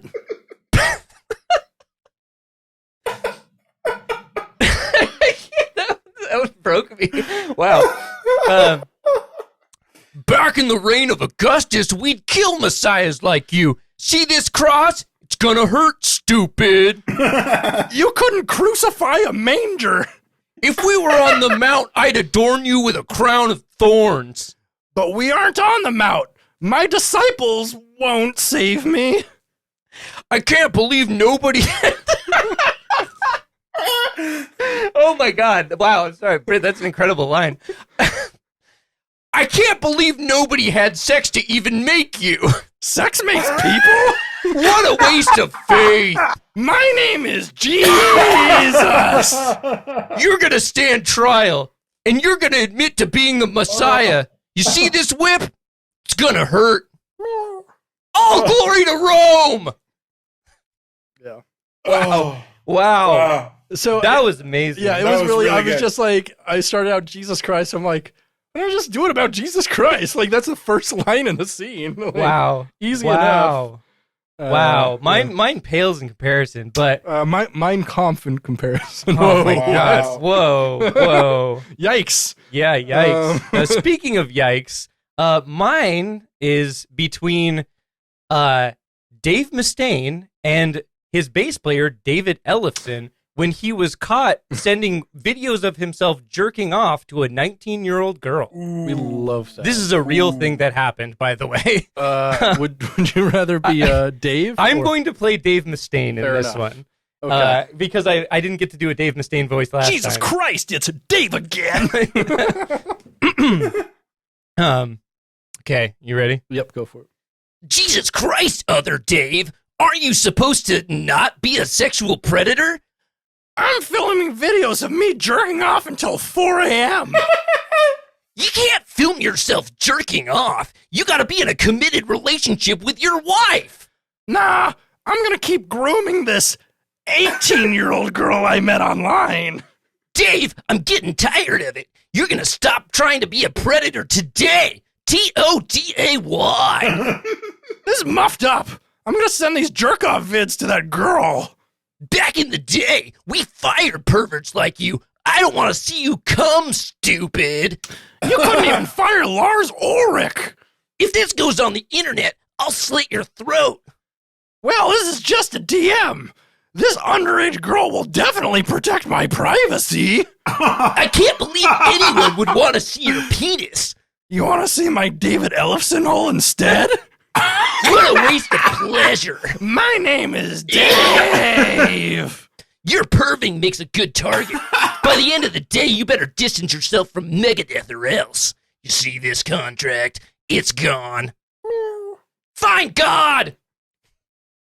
Oh my god! I took some liberties there with the line David Ellefson hole instead of butthole. That was really That's good. very funny. Yes. So Wow. this is the dense insanity that we do. Yeah. My voice is gone from that. Hell yeah. Yeah. Wow. I'll see it. Well, Thanks for hanging out, Andrew. yeah, that was we great. appreciate Yeah, this is you. great. Yeah. Let's coordinate. Do something at a later date. Hopefully, we can Yeah. come on your show. And then if you want to do like a bonus episode with us, it's a lot easier than listening to an hour and a half of Buckethead. Sure. You literally just have to show up most of the time. So Yeah, so the way I would do the episodes for my show is I usually, like, once we figure out which album you want to do, I usually take a couple weeks to I have a whole like crazy like basically it's like a template that I use that I fill out. yeah. So it usually takes me a couple weeks to do all the research and shit, and then we'll cool. figure out a time. So but yeah, if you got like Feel These Dreams, let's definitely do that. Hell yeah, Like, we would love to. but yeah, Yes. let's do Like, let's if do we that don't do as- it with you, we'll do it ourselves. Yeah. That's true. That's It's true. not your bonus. It's our episodes. Why don't you know what we could do is we could do that as a bonus. We could drop it in both of our feeds. Not a bad idea. I love that. That's Why a don't good we do idea. that? Yeah. I hell love yeah. that. Oh, we'll do Let's like find a out. proper album. I just bought a new interface that I haven't figured out yet, so I can do like something like we can either call in. I don't know. We'll figure something out. But Yeah. But yeah. So what do you guys want to do? Cold Chamber? Is that what you were saying? we're down, Cold yeah. Chamber for the serious one. Feel Yeah, These yeah. Dreams for Okay. Feel These Dreams one. Yeah. Because Cold Chamber, like I can knock that one out Yeah. pretty quickly. And so is like, is someone interested in goth culture and goth news? Goth myself, like that Yeah. is one of the gothest of all new metal albums. they really are. Yeah. I will come So- to the table with that. Yeah. Fuck yeah, that's awesome. Oh, yeah. I'm That's glad to do awesome. it. So Love sweet. Well, When anyways- is this going to drop? Do you have any idea? That's a great question. I think it's like about a week and a half from now. So not Okay. this coming Sunday, but I believe next Sunday, right, Britt? Yes. So yeah, not this coming Okay. Sunday, but next Yeah. Sunday. Yeah. Yeah. Okay. Well, hopefully I'll have. I want to say the 10th of April. perfect. About right. Yeah. I'll make sure I push it on my stuff too, because Oh, yeah. like I could see some of my listeners actually being like, "Oh, that sounds fucking great." Yeah, well, so like, Thank you. Yeah, we appreciate all that. the That's marketing awesome. stuff we put up. We'll tag you so you can post it. cool. Yeah. Awesome. Hell yeah. All right, sweet dudes. Well, I'll be in touch. I got your email, so I'll shoot you an email once I'm ready to Perfect. rock on this. Hell yeah. Appreciate Awesome. you. See it. Thanks so Thanks much. so much. You guys are Stay great. rad, All right. dude. You have a Yeah, good you night. too. Take Rock care. and roll. Thanks.